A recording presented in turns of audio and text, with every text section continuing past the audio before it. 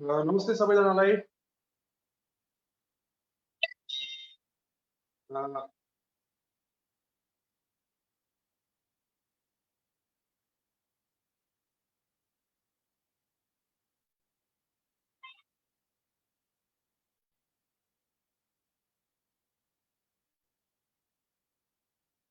नमस्ते सबैजनालाई। अ, सुन्नुभएको छ होइन तपाईँले? रन्जी सुन्ने छ होइन? ठिक छ? सुनिएको छ।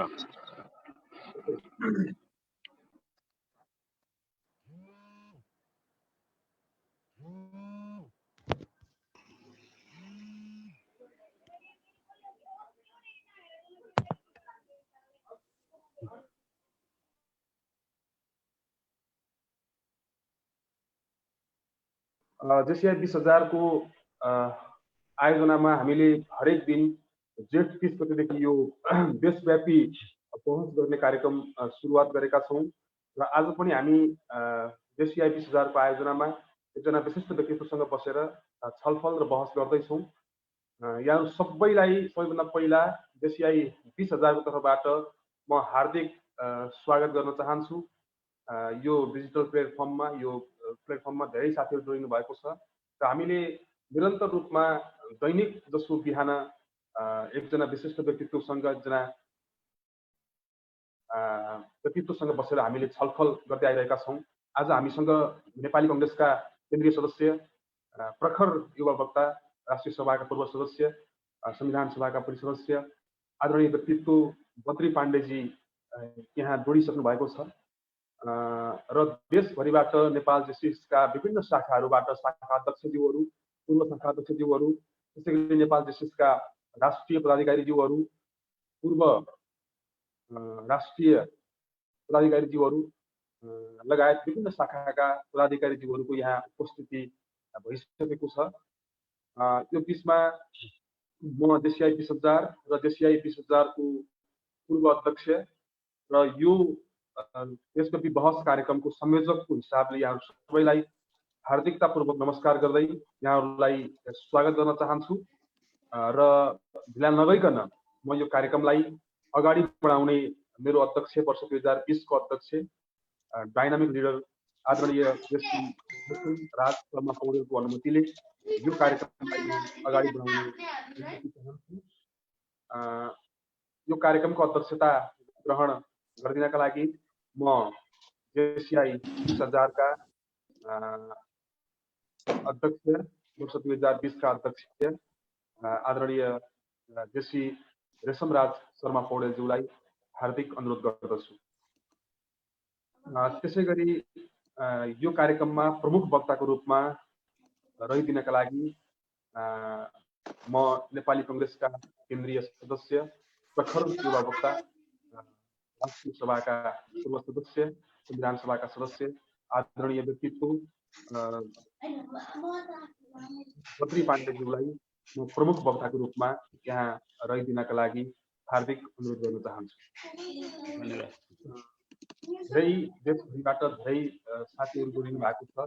विभिन्न शाखाका शाखा अध्यक्षज्यूहरू, राष्ट्रिय पदाधिकारीज्यूहरू, पूर्व राष्ट्रिय पदाधिकारीज्यूहरू लगायत धेरै यहाँ जोडिनु भएको समयसँग सम्झन्छु, उहाँहरूलाई स्वागत सम्मान गर्छु।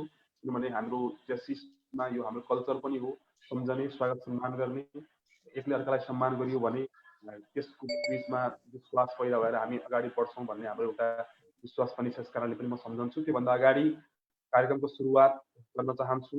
सबै साथीहरूलाई राष्ट्रिय गानमा सहभागी भइदिनका लागि म हार्दिक अनुरोध गर्न चाहन्छु र राष्ट्रिय गानमा सहजीकरण गरिदिनका लागि म हाम्रो शाखाको पास्ट प्रेसिडेन्ट जेसी जनकराज घिमिरेज्यूलाई हार्दिक अनुरोध गर्दछु।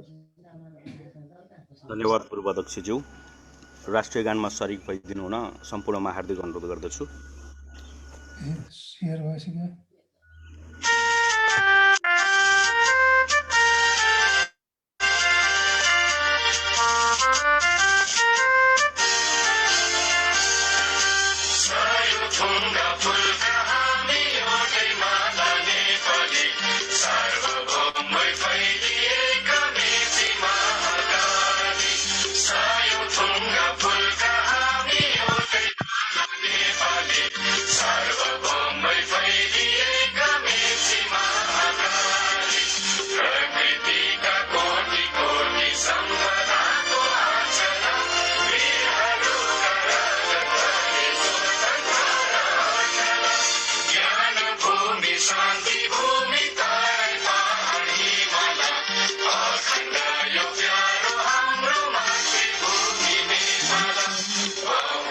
प्रतिभा सुखी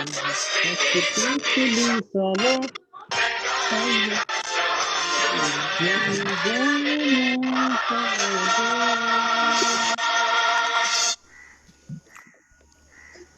धन्यवाद। धन्यवाद।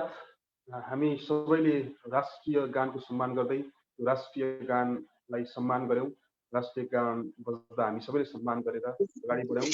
अब हामी देशिसहरूको आस्था पाठ गर्ने कार्यक्रम रहेको छ। देशिस आस्था पाठ गर्ने कार्यक्रममा सहजीकरण गरिदिनका लागि म 20,000 देशिसका मित्र आदरणीय दिवाकर पौडेलज्यूलाई हार्दिक अनुरोध गर्दछु। धन्यवाद। यहाँ उपस्थित सम्पूर्ण जेसिस तथा नन जेसिस मनहरूमा जेसिस आस्था पाठमा शरीक भइदिनु हुन म अनुरोध गर्दछु। हामीलाई विश्वास छ कि ईश्वरमा आस्था मनुष्य जीवनलाई सार्थकता एवं उद्देश्य प्रदान गर्दछ। मनुष्य जीवनलाई सार्थकता एवं उद्देश्य प्रदान गर्दछ। कि मनुष्यको बन्धुत्व भावना राष्ट्रहरूको प्रभु सत्तादेखि सर्वोपरि छ। कि आर्थिक न्यायको सर्वोत्तम उपलब्धि स्वतन्त्र मनुष्यको व्यावसायिक स्वतन्त्रद्वारा हुन सक्दछ। शासन व्यक्तिको होइन विधिको हुनुपर्दछ। वसुधाको महान निधि मानव व्यक्तित्वमा निहित छ। यी मानवताको सेवा जीवनको सर्वोत्तम कार्य हो।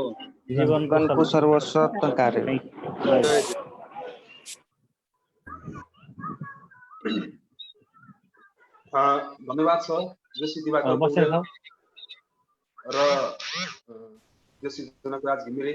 म यो यहाँहरूलाई हार्दिक धन्यवाद दिन चाहन्छु र जनकजी सबै साथीहरूको अडियो अफ गरिदिनु होला र सबै साथीहरूको अडियो अफ गरेर सहज बनाइदिनको लागि म अनुरोध गर्दछु र म यहाँ उपस्थित हुनुभएका केही महानुभावहरूलाई सम्झन चाहन्छु। हामीसँग नेपाल जेसिसका पूर्व राष्ट्रिय कार्यकारिणी उपाध्यक्ष जेसी अमिश ढकालको गरिमामय उपस्थिति छ। म उहाँलाई स्वागत तथा सम्मान व्यक्त गर्न चाहन्छु। त्यसै गरी हामीसँग साँखु जेसिसका निवर्तमान अध्यक्ष जेसी रामेश्वर ढकालजीको पनि गरिमामय उपस्थिति छ। उहाँलाई म स्वागत तथा सम्मान व्यक्त गर्न चाहन्छु। त्यसै गरी रत्नगर जेसिसका पूर्व अध्यक्ष जेसी सुरेश चन्द्र आचार्यजीको पनि यहाँ गरिमामय उपस्थिति छ। उहाँलाई पनि म स्वागत तथा सम्मान व्यक्त गर्न चाहन्छु। त्यसै गरी शारदानगर जेसिसका निवर्तमान अध्यक्ष जेसी सन्तोष घिमिरेजीको पनि यहाँ गरिमामय उपस्थिति छ।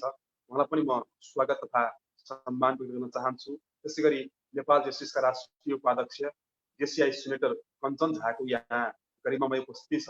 उहाँलाई पनि म स्वागत तथा सम्मान व्यक्त गर्न चाहन्छु। त्यसै गरी शारदानगर जेसिसका अध्यक्ष जेसी प्रमिशा काफ्लेको यहाँ गरिमामय उपस्थिति छ। उहाँलाई पनि म स्वागत तथा सम्मान व्यक्त गर्न चाहन्छु। त्यसै गरी यो कार्यक्रममा नारायणगढ लेडी जेसिसका अध्यक्ष जेसी सकिला परियारज्यूको गरिमामय उपस्थिति छ। उहाँलाई पनि म स्वागत तथा सम्मान व्यक्त गर्न चाहन्छु। त्यसै गरी नेपाल जेसिसका पूर्व राष्ट्रिय उपाध्यक्ष आदरणीय व्यक्तित्व देशीय सिनेटर विष्णु लम्सालजीको यहाँ गरिमामय उपस्थिति छ। उहाँलाई पनि म स्वागत तथा सम्मान व्यक्त गर्न चाहन्छु। इन्द्रुबा जेसिसका पूर्व अध्यक्ष जेसी सुनोज निरुलाजीको पनि यहाँ गरिमामय उपस्थिति छ। उहाँलाई पनि म स्वागत तथा सम्मान गर्न चाहन्छु। त्यसै गरी नेपाल जेसिसका पूर्व राष्ट्रिय उपाध्यक्ष जेसी भोजराज चापागाईज्यूको यहाँ गरिमामय उपस्थिति छ।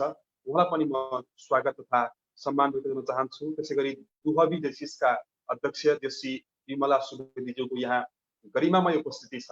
उहाँलाई पनि म स्वागत तथा सम्मान गर्न चाहन्छु। त्यसै गरी नेपाल जेसिसको राष्ट्रिय उपाध्यक्ष जेसी मन्जु शाही ठकुरीज्यूको यहाँ गरिमामय उपस्थिति छ। उहाँलाई पनि म स्वागत तथा सम्मान व्यक्त गर्न चाहन्छु। र बिचमा म फेरि पनि अरू यहाँ उपस्थित हुनुभएका अरू महानुभावहरूलाई क्रमैसँग मैले देखे अनुसार यहाँहरूलाई सम्झनु पर्ने सबै साथीहरूलाई म फेरि पनि सम्झनेछु। देशभरिबाट साथीहरूको यहाँ उपस्थिति छ। हामीले जेठ 30 गतेदेखि यो कार्यक्रम सुरुवात गरेका हौँ र आज यो कार्यक्रमको 7औं श्रृङ्खला हो। यसभन्दा अगाडि हामीले धेरै साथीहरूसँग रहेर धेरै वक्ताहरूसँग रहेर हामीले छलफल गर्यौं। हामीले जेठ 30 गते नेपाली कांग्रेसका केन्द्रीय सदस्य प्रदीप पौडेलज्यूबाट यो कार्यक्रमको सुरुवात गरेका थियौँ। त्यसमा नेकपाका केन्द्रीय सदस्य लेखनाथ न्यौपाने, नेकपाका केन्द्रीय सदस्य माधव ढुङ्गाना, त्यसैगरी प्रतिनिधि सभाका कानुन न्याय तथा मानवाधिकार समितिका सभापति कृष्णभक्त पोखरेल, त्यसैगरी धेरै व्यक्तित्वहरूसँग हामीले कुराकानी गर्यौं। हिजो हामीले नेपाल जस्टिसका पूर्व राष्ट्रिय अध्यक्ष श्रीमती दिनेश कोइरालासँग हामीले छलफल गरेका थियौं र आज हामीसँग छलफलका लागि सहभागी भइसक्नु भएको छ हाम्रो यो प्लेटफर्ममा। अघि नै मैले उहाँलाई ससम्मान प्रमुख वक्ताको रूपमा यहाँ रहिदिनलाई आग्रह पनि गरिसकेको छु। आदरणीय व्यक्तित्व नेपाली कांग्रेसका केन्द्रीय सदस्य, प्रखर युवा वक्ता, राष्ट्रिय सभाका पूर्व सदस्य आदरणीय व्यक्तित्व बद्री पाण्डेजीको यहाँ उपस्थिति भइसकेको छ। अब म कार्यक्रमलाई ढिला नगरिकन सुरुवात गर्नु पूर्व म साथीहरूलाई आदरणीय आजका वक्ता बद्री पाण्डेजीसँग यहाँका केही जिज्ञासाहरू छन् भने च्याट बक्समा यहाँले के कुराहरू आफ्ना प्रश्नहरू छोडिदिनु होला, अथवा तपाईले च्याट बक्समा होइन म आफै भन्छु भन्ने यहाँ लाग्छ भने यहाँले कृपया च्याट बक्समै आफ्नो टर्न आफ्नो पालो चाहिँ रिजर्भ गर्नका लागि म अनुरोध गर्दछु। त्यति भयो भने मलाई च्याट बक्स हेरेर साथीहरूको कुरालाई म्यानेज गर्नका लागि सहज हुन्छ। त्यसकारणले च्याट बक्स मार्फत यहाँहरूले आफ्नो टर्न रिजर्भ गर्ने या त्यहाँ क्वेसन ड्रप गर्ने काम गरिदिनु भयो भने त्यसका लागि म यहाँ सबै सहभागी साथीहरूलाई त्यसको लागि हार्दिक अनुरोध गर्दै म आजको कार्यक्रमलाई आजको विषयमा प्रवेश गर्न चाहन्छु। आज हामीसँग नेपाली कांग्रेसका केन्द्रीय सदस्य हुनुहुन्छ बद्री पाण्डेज्यू। त्योभन्दा पहिला म नेपाल जस्टिसको राष्ट्रिय उपाध्यक्ष जेसी रमा प्याकुरेलजीको यहाँ गरिमामा उपस्थिति छ, उहाँलाई म स्वागत र सम्मान व्यक्त गर्न चाहन्छु। त्यसैगरी धापासी जस्टिसका अध्यक्ष जेसी रामचन्द्र गौतमजीको पनि यहाँ गरिमामा उपस्थिति छ, उहाँलाई पनि म स्वागत र सम्मान व्यक्त गर्न चाहन्छु। धनकुटा जस्टिसका अध्यक्ष रविना नाना श्रेष्ठज्यू यहाँ गरिमामा उपस्थिति छ, उहाँलाई पनि म स्वागत तथा सम्मान व्यक्त गर्न चाहन्छु। त्यसैगरी मनोहरी जस्टिसका निवर्तमान अध्यक्ष हुनुहुन्छ मनोहरा जस्टिसका निवर्तमान अध्यक्ष हुनुहुन्छ मनोहरा जस्टिसका जेसी रजनी थापाज्यू, यहाँलाई पनि म स्वागत तथा सम्मान व्यक्त गर्न चाहन्छु। र बिचमा यो कार्यक्रम म यहाँलाई जानकारी गराउँछु, यति बेला मुकुन्द सेन टेलिभिजनले प्रत्यक्ष प्रसारण गरिरहेको छ। हाम्रो कार्यक्रमको सुरुवातदेखि नै मुकुन्द सेन टेलिभिजनले देशभरि यो कार्यक्रम प्रत्यक्ष रूपमा प्रसारण गरिरहेको छ।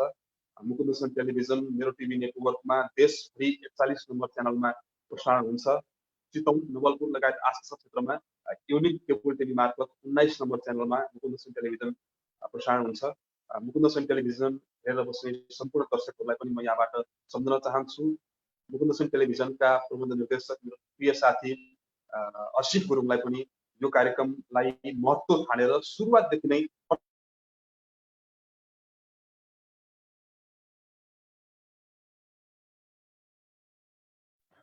र म कति पनि ढिला नगरिकन कार्यक्रमलाई अगाडि बढाउन चाहन्छु र आजको विषयवस्तुमा म प्रवेश गर्न चाहन्छु।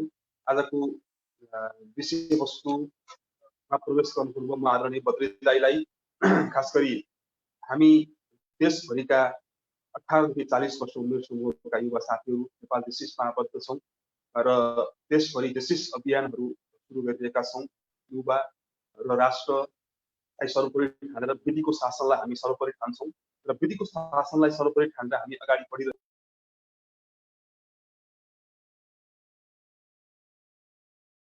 अहिलेको परिवेशमा अहिलेको परिस्थितिमा हामीले जुन किसिमको अहिले वर्तमान समसामयिक राजनीतिक विषयवस्तु छ, अहिले वर्तमान समसामयिक राजनीतिक विषयवस्तुमा कोरोनाको कहर पनि सँगसँगै जोडिएको छ। यो कोरोनाको कहरमा अहिले सरकारले एउटा किसिमको भूमिका निर्वाह गरिरहेको भनेको छ।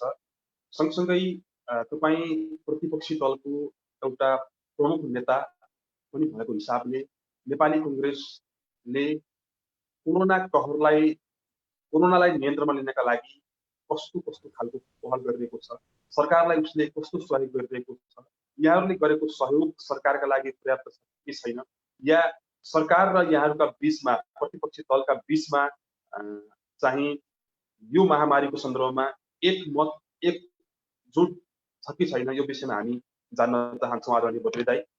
दोस्रो विषयवस्तु छ, यहाँ हिजो नेपाल विद्यार्थी सङ्घको पोलिटिक्स हुँदै युवाहरूको नेतृत्व गरेर नेपाली कङ्ग्रेसको केन्द्रीय समितिमा पुग्नु भएको छ, राष्ट्रिय सभामा संविधान सभामा पनि यहाँ पुगिसक्नु भएको छ, देशभरका युवाहरूलाई प्रशिक्षण दिँदै यहाँ देशभर हिँड्नुहुन्छ। त्यो सवालमा वास्तवमै काठमाडौँ बस्ने मात्र होइन, सुगम सहरमा बस्ने मात्र होइन, देशका दूरदराजमा रहेका युवाहरूको भावनालाई प्रतिनिधित्व गर्ने गरी साँच्चै यहाँहरू जस्तो युवा नेताहरूले आवाज उठाउन सक्नु भएको रहेछ कि रहेनछ, आज हामी त्यो जान्न चाहन्छौँ। यदि त्यस्ता युवाहरूको भावनालाई प्रतिनिधित्व गरेर यहाँहरूले बोल्न सक्नु नभएको हो भने के कारणले त्यस्तो भएको होला? यदि बोल्नु भएको छ भने चाहिँ कहाँ कहाँ कसरी कसरी यहाँहरूले त्यस्ता आवाजहरू उठाउनु भएको छ र ती आवाजहरूको कार्यान्वयनको पाटो कस्तो छ, आज हामी त्यो पनि यहाँसँग जान्न चाहन्छौँ। दोस्रो कुरा, मैले हरेक मान्छेलाई यो कुरा सोध्छु, हामीले नेपाली राजनीतिमा पटक पटक यहाँहरू पनि भन्नुहुन्छ, यहाँहरूको पनि हामी भाषण सुन्दाखेरि थाहा पाउँछौँ कि नेपाली राजनीतिमा युवाहरूको वर्चस्व हुनुपर्छ, युवाहरूले नेपाली राजनीतिको ह्यान्डल गर्नुपर्छ भनेर यहाँहरू जस्ता नेताहरूले, चाहे यहाँ हुनुहोस् या नेपाल कम्युनिस्ट पार्टीका भित्रका पनि युवा नेताहरू हुन् या अरू पार्टीका पनि युवा नेताहरू हुन्, उहाँहरूले पटक पटक भन्नुहुन्छ कि अब युवा नेतृत्व गर्नुपर्छ, हामी अगाडि बढ्छौँ भनेर भन्नुहुन्छ। त्यसले गर्दाखेरि हामीलाई एक किसिमको उत्साह पैदा हुन्छ, एउटा सञ्चार पैदा हुन्छ। तर यहाँहरूले भने जस्तो नेपालको राजनीतिमा युवा नेतृत्वको खडेरी हिजो पनि थियो, आज पनि छ र यो निरन्तर रहने हो कि अथवा यहाँहरू जस्तो युवाहरूले अब जबरजस्त राजनीतिमा हस्तक्षेप गरेर नेतृत्व लिने बेला आइसकेको हो, यो विषयमा पनि हामी आज जान्न चाहन्छौँ देशभरका विशेष साथीहरूले। तेस्रो मेरो विषय थियो यो। चौथो मेरो विषय छ, नेपाली कङ्ग्रेसको तर्फबाट यहाँले संसदमा या राष्ट्रिय सभामा पटक पटक बोलेको मैले सुनेको छु। यद्यपि बाहिर आम जनमानसमा अहिले प्रतिपक्षीय नै नभएको देश जस्तो देखिएको छ नेपाल, अर्थात् प्रतिपक्षको कुनै पनि किसिमको भूमिका खास गरी नेपाली संसदमा देखिँदैन। त्यो मैले पनि महसुस गरेको छु र अरू साथीहरूले पनि महसुस गर्नुभएको छ। नेपाली कङ्ग्रेस कमजोर भएको हो या नेपाली कङ्ग्रेसका आवाज उठाउने बुलन्द पार्ने मान्छेहरू संसदमा कम भएका हुन्, या नेपाली कङ्ग्रेसले जसो जसो चल्छ उसै उसै छौँ भनेर अगाडि बढेको हो, प्रतिपक्षको भूमिका किन कमजोर भएको होला? यो चौथो सवाल हो मेरो यहाँका लागि। यो विषयमा पनि म यहाँसँग उत्तरको अपेक्षा गर्छु। यहाँसँग यसको यो विषयमा पनि यहाँले पक्कै पनि हामीलाई प्रश्न पारिदिनु हुनेछ भन्ने कुराहरूमा म अपेक्षा गर्छु। पाँचौं सवाल छ, नेपालमा हिजो यहाँहरू पनि सरकारमा हुनुहुन्थ्यो, यहाँहरू पनि गभर्मेन्ट चलाउनुहुन्थ्यो, यहाँहरू पनि बहुमतको सरकार चलाउनु भयो। त्यो सब बेलामा पनि यहाँहरूले थुप्रै युवाका पक्षमा काम गर्छौँ भनेर भाषण गर्नुभयो, नीतिहरू युवा नीतिहरू बनाउनु भयो, तर कुनै पनि युवा नीतिहरूले साँच्चै युवाका लागि काम गर्छु भन्ने युवाका लागि, एउटा उत्साह बोक्ने युवाका लागि खासै काम गरेको देखिएन। हिजो यहाँहरू सरकारमा हुँदा होस्, आज नेपाल कम्युनिस्ट पार्टी सरकारमा हुँदा होस्, आफ्नै आसे पासे र नजिकका मान्छेहरूलाई मात्रै युवा नीतिले र युवा परिषद, अहिले युवा परिषद पनि छ, र गभर्मेन्टका मन्त्रीहरूले पनि पोषण गरेको पाइयो। काम गर्ने युवाहरूलाई, राजनीतिसँग नजोडिएका युवाहरूलाई, राजनीतिसँग निरपेक्ष रहेका युवाहरूलाई चाहिँ खासै महत्त्व दिएको पाइएन। क्षमतावान युवाहरूलाई त्यो विभेद किन भएको होला? हिजो तपाईँको सरकारको पालामा पनि र आज पनि त्यस्तो भइरहेको छ। त्यसको अन्त्य चाहिँ कसरी गर्न सकिएला? यो पाँचौं सवाल हो मेरो यहाँका लागि। यो पाँचौं सवालमा पनि यहाँले पक्कै पनि आफ्ना कुराहरू राख्नुहुनेछ, हामी त्यो कुराहरू सुन्न पाउनेछौँ भन्ने अपेक्षा गर्छु। र मेरो अन्तिम सवाल छ छैटौं सवाल। छैटौं सवाल राखिसकेपछि म अरू साथीहरूको सवाल हुन्छ त्यो बोलिसकेपछि ती सवालहरू हामी राख्नेछौँ। छैटौं सवालमा चाहिँ हामीले भन्दै आयौँ कि नेपालमै केही गरौँ, यही सुन फल्छ, यही माटोमा सुन फल्छ भनेर हामीले भन्दै आयौँ।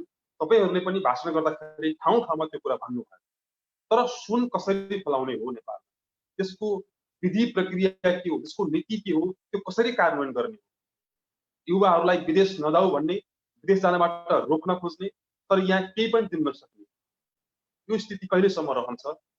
एउटा जिम्मेवार पार्टीको जिम्मेवार केन्द्रीय सदस्य भएको हिसाबले यहाँको भूमिका त्यसमा के हुन्छ, हामी त्यो विषयमा पनि आज जान्न चाहन्छौँ। र विदेशबाट अहिले धेरै युवा साथीहरू स्वदेश फर्कनु भएको छ यो कोरोनाको महामारीपछि। यो त्यहाँबाट फर्किएका युवा साथीहरूलाई यहाँहरूले व्यवस्थापन गर्ने सन्दर्भमा सरकारले व्यवस्थापन गर्छ भन्नु होला, तर पनि यहाँहरूको भूमिका अत्यन्त महत्त्वपूर्ण हुन्छ। उनीहरूको व्यवस्थापन, उनीहरूलाई रोजगार दिने सवालमा नेपाली कांग्रेसले कस्तो नीति ल्याउन आवश्यक ठान्नुहुन्छ, आज हामी ती कुराहरू यहाँबाट जान्न चाहन्छौँ। यो 7वटा सवाल मैले उठाएँ विषय उठानको प्रसङ्गमा। अरू सवालहरू साथीहरूबाट यहाँले बोलिसकेपछि आउँदैछ। हामी करिब 10 बजेको सेरोफेरोसम्म यो कार्यक्रममा रहन्छौँ। त्यसकारणले गर्दाखेरि सोही अनुसार आफ्ना भनाइ राखिदिनका लागि म नेपाली कांग्रेसका केन्द्रीय सदस्य आदरणीय व्यक्तित्व बद्री पाण्डेज्यूलाई हार्दिक अनुरोध गर्दछु। धन्यवाद छ रमेशजी। यो कार्यक्रममा जोडिनुभएका सम्पूर्ण साथीहरू, विशेष गरी जेसिसको लिडरसिपमा रहनुहुने र जेसिसलाई एउटा आफ्नो क्यारियर निर्माणको एउटा आधार बनाएर, फाउन्डेसन बनाएर समाजका अरू क्षेत्रमा आगामी दिनमा नेतृत्वको लागि तयारी गर्दै गर्नुभएका, अभ्यासमा रहनुभएका सम्पूर्ण साथीहरू र अन्य उपस्थित सबै साथीहरूलाई म व्यक्तिगत तर्फबाट र म पार्टीको केन्द्रीय सदस्यको नाताले नेपाली कांग्रेसको तर्फबाट समेत सबैमा जय नेपाल, जय जेसिसको अभिवादनबाट म स्वागत गर्न चाहन्छु। वास्तवमा निकै महत्त्वपूर्ण कार्यक्रमको साथीहरूले थालनी गर्नुभएको छ। जेठ 30 गतेबाट प्रारम्भ भएको कार्यक्रम आज 6औं 7औं दिन चल्दैछ र यो कार्यक्रमलाई हामी अब प्रविधिबाट कार्यक्रम सञ्चालन गर्ने यो फेजमा गयौँ, यो चरणमा गयौँ। कोरोनाले एउटा अप्ठ्याराका बीचमा पनि, प्रतिकूलताका बीचमा पनि हामीलाई नयाँ सम्भावना, नयाँ विकल्प दिएको छ र यो विकल्पको हामी सजिलो गरी उपयोग गरिरहेका छौँ। हामी सबैजना एकै ठाउँमा भरतपुरमा नै भेला हुने, म पनि त्यहाँ आउने, अन्यत्रबाटका साथीहरू पनि आउने, त्यो हाम्रा लागि समयको हिसाबले पनि, साधनको हिसाबले पनि त्यो अलि कठिनाइ थियो हामीलाई। तर अहिले सजिलो गरी हामी जोडिएका छौँ। यो प्रविधिको एउटा हाम्रा लागि उत्तम उपहार हो भन्ने लाग्छ र यसलाई हामीले कसरी हुन्छ सदुपयोग गर्ने, यसको प्रभावकारिता, अब प्रविधिको प्रयोग पनि गर्ने, परम्परालाई पनि हामीले यदि जोगाइराख्ने हो अथवा परम्पराहरूलाई पनि सँगसँगै लिएर जाने हो भनेदेखि यसको प्रयोगको बाट हुने फाइदा जति लिन सक्ने हो त्यो लिन सक्दैन। त्यसैले अब परम्परा, त्यो पनि परम्पराले चाहिँ थेगिरहेका, परम्परागत हिसाबले बोझको रूपमा रहेका कतिपय परिपाटीहरू अब हामीले बिस्तारै छोड्दै जसरी प्रविधि हाम्रा लागि सहज भएर आएको छ, सरल भएर आएको छ, त्यसरी नै हाम्रा कार्यशैलीहरू, हाम्रा व्यवहारहरू पनि हामीले सहज र सरल बनाउने दिशातिर जानुपर्छ भन्ने लाग्छ। अब यो कार्यक्रमकै विषयमा मेरो सल्लाह साथीहरूलाई अझ के छ भने यसलाई बढी विषय केन्द्रित बनाउन सक्यौँ भनेदेखि प्रत्येक दिन हामी गर्छौँ, अब कहिलेसम्म गर्नुहुन्छ त्यो त भन्नुभएको छैन, तर निरन्तर गर्ने सोच देखिन्छ। विषय केन्द्रित हरेक दिन एकै ढङ्गको विषय राख्नुभन्दा समसामयिक विषय भनेका छौँ, यो निकै भेग हो। यहाँ कतिपय साथीहरू चाहिँ अनुसन्धानमा संलग्न साथीहरू पनि हुनुहोला। म आफै पनि मैले भने जस्तो अगाडि बढाउन नसके पनि म कीर्तिपुरमा अहिले पनि ट्युमा विद्यावारिधीको एउटा नियमित विद्यार्थी हुँ सरहरूले हामीलाई भन्ने गर्नुहुन्छ अब सकेसम्म चाहिँ आफ्नो टपिक्सको आफ्नो रिसर्चको विषयको चाहिँ अब्जेक्टिभ सकेसम्म कम बनाउनुपर्छ र अब्जेक्टिभका आधारमा बनेका रिसर्च क्वेसनहरू हुन्छन् ती क्वेसनहरू पनि सकेसम्म कम बनाउनुपर्छ विषयलाई बढीभन्दा बढी न्यारो डाउन गर्नुपर्छ त्यसो भयो भने मात्रै हामी स्पेसिफिक उपलब्धि एउटा विषय केन्द्रित उपलब्धि त्यसको गहिराइसम्म पुग्न सक्छौँ भनेर हामीलाई भन्ने गर्नुहुन्छ साथीहरू पनि संलग्न हुनुहोला विभिन्न तरिकाले विभिन्न तहबाट त्यसैले अब यो मेरो आजको सल्लाह आगामी दिनका कार्यक्रमहरूलाई चाहिँ सकेसम्म कम विषयहरू रिसर्च क्वेसनकै कुरा गर्ने हो यदि यसलाई रिसर्च क्वेसन मान्ने हो भने अघि रमेशजीले 7वटा क्वेसनहरू दिनुभयो मलाई यो धेरै क्वेसनहरूलाई हामी डिल गर्न सक्दैनौँ छोटो समयमा त्यसैले आगामी दिनका कार्यक्रम चाहिँ विषयमा केन्द्रित हुन् आज एउटा विषय भोलि अर्को विषय पर्सि अर्को विषय र त्यसबाट चाहिँ बढी भन्दा बढी प्रतिफल लिन सक्ने त्यसको गहिराइमा जान सक्ने त्यसलाई छिनोफानो गर्न सक्ने त्यसका चाहिँ अन्तर कुन्तरमा पुग्न सकिने खालको काम हुन सक्ला त्यतातिर खाली म एउटा सल्लाह दिन्छु तपाईहरु धेरैजना साथीहरु भन्दा म उमेरले पनि पाएको भएको कारणले पनि त्यो ठीक होला भन्ने लाग्छ मलाई म त्यो सल्लाह पनि दिन चाहन्छु र आज म यिनै विषयको सेरोफेरोमा रहेर संक्षिप्त रूपमा आफ्नो कुरा राख्न चाहन्छु अब हामी केही बेर मात्रै कार्यक्रममा हुन्छौं 10 बजेको सेरोफेरोमा कार्यक्रम सिद्धिन्छ भन्नुभएको छ म कुराको सुरुवात कहाँबाट गर्न चाहन्छु भने अब धेरै नेगेटिभ कुरा गरेर धेरै नकारात्मक कुरा गरेर धेरै निराशाको चाहिँ सम्प्रेषण गरेर वास्तवमा हामी आफै एक प्रकारले घाइते जस्तो हाम्रो आफ्नै मनोदशा कमजोर जस्तो भइरहेको अवस्था छ त्यो वास्तविकता छ त्यसो भने आज हामी सकारात्मक कुराबाटै सुरुवात गरौँ न हिजो मात्रै राष्ट्रिय सभाले संविधान संशोधन विधेयक सर्वसम्मतिले पारित गर्यो दोस्रो संशोधन विधेयक र राष्ट्रपतिबाट हिजै प्रमाणीकरण भयो अब हाम्रो संविधानको अनुसूची जहाँ अनुसूचीमा हाम्रो नेपालको झण्डा समेत अंकित लोगो थियो त्यो अनुसूची परिवर्तन हुनेछ अब संशोधन भयो यसले संवैधानिक एउटा बाटो सम्पूर्ण रूपमा पूरा गर्यो र यसमा हामीले देखेको निकै सकारात्मक पक्ष के हो भने हामी राष्ट्रियताको मूल्यमा हामी राष्ट्रियताका सन्दर्भमा हाम्रो भूमिका बारेमा हाम्रो सीमाका बारेमा हाम्रो सार्वभौमिकताको बारेमा प्रादेशिक अखण्डताको भौगोलिक अखण्डताको बारेमा हामी एक ठाउँमा उभियौं जबकि मानिसहरू शंका गर्ने गर्थे नेपालमा कम्युनिस्ट पार्टी नेपाली कांग्रेस र मधेस केन्द्रित दलहरू कुनै पनि कुरामा चाहिँ एक ठाउँमा उभिन सक्दैनन् एउटाले चाहिँ एउटा कुरा अगाडि राख्छ त्यसलाई चाहिँ अर्कोले विरोध गर्छ भन्ने थियो अझ कतिपय मानिसहरूको विशेष गरी सत्तामा अहिले रहनु भएको नेपाल कम्युनिस्ट पार्टीको मधेस केन्द्रित दलहरूका प्रति त त्यो बेलाको विशेष गरी नेकपा एमालेको त्यसको पनि नेता अहिले प्रधानमन्त्री हुनुहुन्छ उहाँले त शंका व्यक्त पनि गर्नुभएको थियो मधेस केन्द्रित दलहरू र तिनका नेताहरूप्रति तर हिजो जुन खालको चाहिँ एकता देखियो जुन खालको सर्वसम्मति देखियो त्यसले वास्तवमा हामी राष्ट्रियताको हकमा हिमाल पहाड मधेस भनेर छुट्याइरहनु पर्दैन कुनै भूगोल विशेषले आफूलाई बढी राष्ट्रवादी भनिरहनु पर्दैन कुनै जाति विशेष कुनै समुदाय विशेषले आफूलाई बढी राष्ट्रवादी भनिरहनु पर्दैन कुनै दल विशेष बढी राष्ट्रवादी र कुनै दल विशेष कम राष्ट्रवादी होइन हामी सबै एक ठाउँमा छौं राष्ट्रको विषयमा भन्ने कुरा स्थापित भयो त्यसले वास्तवमा मानिसहरूलाई के लाग्छ भनेदेखि अर्को पार्टीको मैले यदि राम्रै गरी बदखुवाई गरे अर्को पार्टीको राम्रै गरी तेजोवध गरे त्यो पार्टी लोकतन्त्रवादी पनि होइन त्यो पार्टी राष्ट्रवादी पनि होइन भन्न सके भनेदेखि मेरो व्यक्तित्व चाहिँ बढेर जान्छ भन्ने हामीले विश्लेषण गर्छौं मलाई त्यस्तो लाग्दैन राजेन्द्र महतोले अस्ति संसदमा बोल्नु भएको कुराबाट अहिले जुन खालको चाहिँ मानिसहरुमा एउटा प्रशंसा गर्ने उहाँका प्रति प्रशंसा बढेको छ उहाँका प्रति विश्वास बढेको छ राजेन्द्र महतोको विश्वास बढ्ने कुराले नेपाली कांग्रेसलाई घाटा पुग्दैन नेकपालाई घाटा पुग्दैन समग्रमा एउटा राष्ट्रिय शक्ति निर्माण हुन्छ त्यसैगरी केपी ओली पनि बढ्ता राष्ट्रवादी हुन सक्नुस् केपी ओली पनि बढ्ता जनपक्षीय हुन सक्नुस् उहाँका कामहरु हामीले प्रशंसा गर्ने वातावरण बनोस्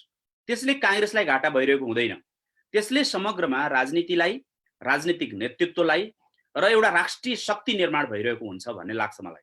त्यसैले यो जुन कुरा हामीले संविधान संशोधनका क्रममा देखायौं, यसलाई एउटा शक्तिको रूपमा निर्माण गर्ने र अगाडि बढ्ने काम चाहिँ अहिलेको महत्त्वपूर्ण काम हो भन्ने लाग्छ र यो सकारात्मक कुराको म हार्दिक प्रशंसा गर्न चाहन्छु। र आगामी दिनमा अब हाम्रो कर्तव्य के हो भन्ने लाग्छ भने जसरी हामी राष्ट्रियताका मूल्यमा एक ठाउँमा उभियौं र त्यो राष्ट्रियतालाई मजबुत बनाउने र दिगो बनाउने अरू आधारहरू छन्। पहिलो आधार भनेको चाहिँ देशभित्र हामी एक आपसमा एकताका निम्ति कसरी हुन्छ हार्दिकता बढाउने, कसरी हुन्छ एक अर्काका प्रति विश्वास बढाउने। उहाँहरू पनि केही असन्तुष्टि, मधेस केन्द्रित दलहरूमा पनि केही असन्तुष्टि थियो, संविधानकै बारेमा पनि उहाँहरूको केही आपत्ति थियो। अब त्यो आपत्ति म्यानेज गर्न सकिन्छ कि, त्यो आपत्ति सम्बोधन गर्न सकिन्छ कि?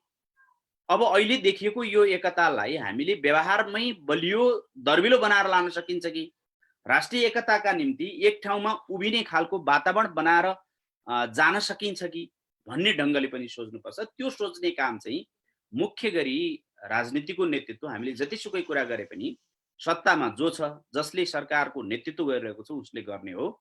त्यसैले वर्तमान प्रधानमन्त्री नेपाल कम्युनिस्ट पार्टी उसको दायित्व हो भन्ने लाग्छ मलाई। र जहाँसम्म चाहिँ अब यो सम्पूर्ण सफलता हो त भन्दा सम्पूर्ण सफलता होइन, यो एउटा प्रवेश बिन्दु मात्रै हो, प्रस्थान बिन्दु मात्रै हो। लिम्पियाधुरा जहाँबाट काली नदी निस्किन्छ, काली नदी जसलाई अहिले उसले भारतले कुटियाङ्दी नाम दिएको छ, कुटियाङ्दीको पनि तिब्बतियन भाषामा अर्थ इतिहासकार चाहिँ रमेश ढुङ्गेलले लगाउँदै हुन्थ्यो। कुटियाङ्दी भनेको चाहिँ कालो पानी बग्ने फैलिएको नदी खोला भन्ने अर्थ हुँदो रहेछ। त्यसैले त्यो नै काली नदी हो। उनीहरूले कुटियाङ्दी नाम दिँदै गर्दा पनि त्यो नै काली नदी हो। तिब्बतियन भाषामा कुटियाङ्दी भनेको काली नदी नै हो, कालो पानी बगेको ठुलो फैलिएको नदी नै हो। त्यसैले चाहिँ लिम्पियाधुराबाट निस्केको काली नदी नै महाकाली हो र महाकाली पूर्वको भूभाग नेपालको हो भन्ने कुरा जसरी सुगौली सन्धिमा भएको थियो, यी विभिन्न प्रमाणका आधारमा हामीले भारतसँग प्रस्तुत हुनुपर्छ, भारतसँग संवाद गर्नुपर्छ। र भारतसँग मलाई लाग्छ अहिले यो विषयमा चाहिँ कुनै पनि खालको चाहिँ तर्क देखिँदैन, प्रमाण देखिँदैन। उसले जुन किसिमको दुई तीन खालको चाहिँ प्रवृत्ति उसले देखाएको छ। भारतीय मिडियाहरू बढ्ता उत्तेजित देखिएका छन्, उत्ताउलो देखिएका छन्। भारतीय राजनीतिक नेतृत्व संवादबाटै टुङ्गोमा पुग्ने भनेर त्यो संवादलाई पर धकेल्ने र परिस्थितिलाई अलिकति अलमल गर्ने जुन खालको चाहिँ समाधानमा पुगिहालौँ भन्ने तातेको वातावरण छ, त्यसलाई शिथिल बनाउने, चिसो पार्नेतिर मात्र देखिन्छ। अझ भारतको फौजी चाहिँ जुन त्यहाँको प्रधान सेनापतिको चाहिँ धारणा आयो, त्यसबाट चाहिँ हामी चाहिँ फौजी हिसाबले चाहिँ मजबुत छौँ, नेपाललाई जे पनि गर्न सक्छौँ भन्ने खालको रवैया पनि अव्यक्त ढङ्गले आएको देखिन्छ। त्यसैले हाम्रो सन्दर्भमा जुन राष्ट्रिय एकता निर्माण भएको छ, जुन प्रमाणहरू पेश भएका छन्, बुद्धिनारायण श्रेष्ठले गरेको अध्ययनको कुरा होस् अथवा रमेश ढुङ्गेलहरूले गर्नुभएको अध्ययनको कुरा होस्, अहिले जति पनि प्रमाण पेश भएका छन्, लिम्पियाधुराबाट निस्केको नदी नै, लिम्पियाधुरा मुहान भएको नदी नै काली नदी हो, काली नदी पूर्वको भूभाग नेपाल हो भन्ने कुरा जुन देखिएको छ, त्यो कूटनीतिक संवादका माध्यमबाट समाधान गर्ने बाटोमा जान सक्यौँ भनेदेखि हाम्रा लागि यतिखेर सबैभन्दा ठुलो सफलता हुन्छ। र यो संविधान संशोधनबाट जुन प्रवेश गरेका छौँ, संविधान संशोधन एक प्रकारले एउटा शङ्खनाद मात्रै हो। महाभारतमा चाहिँ महाभारतको युद्ध सुरु हुनुभन्दा पहिले गरिएको शङ्खघोष जस्तो मात्रै हो, शङ्ख बजाइएको, शङ्ख फुकिएको। त्यस पछाडिको युद्ध भनेको महाभारतको युद्ध हामी लड्नै बाँकी छ। महाभारतको युद्ध भनेको चाहिँ हामीले गाण्डीव ब्रह्मास्त्रहरू चलाउने युद्ध होइन, हामीले चलाउने भनेको प्रमाणका बलमा, हामीले चलाउने भनेको चाहिँ तथ्यहरूका बलमा भारतसँग गर्ने कूटनीतिक संवाद हो। त्यो कूटनीतिक संवादबाट हामीले आफ्नो जित हासिल गर्नुपर्छ भन्ने लाग्छ मलाई। भारतसँगको सम्बन्धका बारेमा पनि हामी क्लियर हुन के जरुरी छ भने भारतसँग तिक्तता बढाउने हामीले कुनै किसिमको पनि नेपालले उद्योग गर्नु हुँदैन। भारत चाहिँ सबै हिसाबले, जस्तो चीन र भारत दुईटा ठुला छिमेकी देशहरू, उनीहरूसँग समदूरीको सम्बन्ध छ हामी भन्छौँ, यो हाम्रो सिद्धान्तको पक्ष हो। व्यवहारको पक्षमा हामी के क्लियर हुन जरुरी छ भने सिद्धान्ततः हामी समदूरीमा रहन्छौँ, व्यवहारमा हामी के कुरामा चाहिँ क्लियर हुनपर्छ भने म 2-3टा कुरा भन्छु। छोटकरीमा यो प्रसङ्गमा टुङ्ग्याउन चाहन्छु। पहिलो, भारत र चीनसँग समदूरी रहनुपर्छ भन्दै पनि चीन र हाम्रा बीचमा विकट हिम श्रृङ्खलाहरू, अग्ला पहाडहरू, विकट भौगोलिक अवस्थिति र परिस्थिति छ, जसले गर्दा चीनसँग जुन तहमा भारतसँग सजिलो गरी हामी लाभ लिन सक्छौँ, आवत जावत गर्ने, आयात निर्यात गर्ने यो सक्छौँ, त्यो चीनसँग जतिसुकै प्रयत्न गर्दा पनि हामीले सक्दैनौँ। त्यसैले सिद्धान्ततः समदूरी राख्ने हो। हामीले वैदेशिक सम्बन्धको कुरा गर्दा समदूरी राख्ने हो, तर व्यवहारमा चाहिँ हामी भारतसँग जति सजिलो गरी लाभ लिन सक्छौँ, चीनसँग कठिनाइ छ। यो व्यावहारिक तथ्यबाट पनि हामी विमुख हुनुहुन्न भन्ने लाग्छ। दोस्रो, भारतसँग हाम्रो सांस्कृतिक हिसाबले पनि एउटा सुमधुर सम्बन्ध छ। भारतका ठुला विशाल चाहिँ आस्थाका केन्द्रहरू, मन्दिरहरूमा चाहिँ नेपाली पुजारी हुने, पशुपतिनाथमा चाहिँ भारतीय पुजारी छन्, भारतीय भट्ट छन्। त्यसै गरी अरू थुप्रै कुराहरू, हाम्रो चाहिँ जनकपुर जानकी मन्दिरसँगको उहाँहरूको सम्बन्ध, हाम्रो पनि विभिन्न तीर्थस्थलहरू हरिद्वार लगायतका तीर्थस्थलहरूसँगको हाम्रो, काशी लगायतको हाम्रो सम्बन्ध र हाम्रो भाषाको जुन सामिप्यता, निकटता छ, लिपिको सामिप्यता छ, धर्म सम्प्रदाय, हाम्रो सभ्यता संस्कृतिको चाहिँ निकटता छ, त्यो जतिसुकै समदूरीमा रहन्छौँ भने पनि मैले यो भनेर भारत परस्त कुरा गरिरहेको छैन। मैले व्यावहारिक कुरा ओपन भएर चाहिँ साथीहरूसँग कुरा गरिरहेको कुरा हो। यो दोहोरो सम्बन्ध चाहिँ जुन सहज छ, यसलाई पनि हामीले कमाक्न मिल्दैन। तेस्रो महत्त्वपूर्ण कुरा के हो भने चीनमा अहिले पनि एउटा पार्टीको शासन छ। चीनमा अहिले पनि एकतन्त्रीय एकदलीय शासन छ। एकदलीय शासन भएको कारणले पनि हामीले उसँग समदूरी नै राख्न खोज्दा पनि तिम्रो शासन चाहिँ हामीलाई स्वीकार्य छैन भन्ने शासन पद्धतिबाट हामी अगाडि बढिरहेका छौँ। संघीय लोकतान्त्रिक गणतन्त्र छ हाम्रो नेपालमा।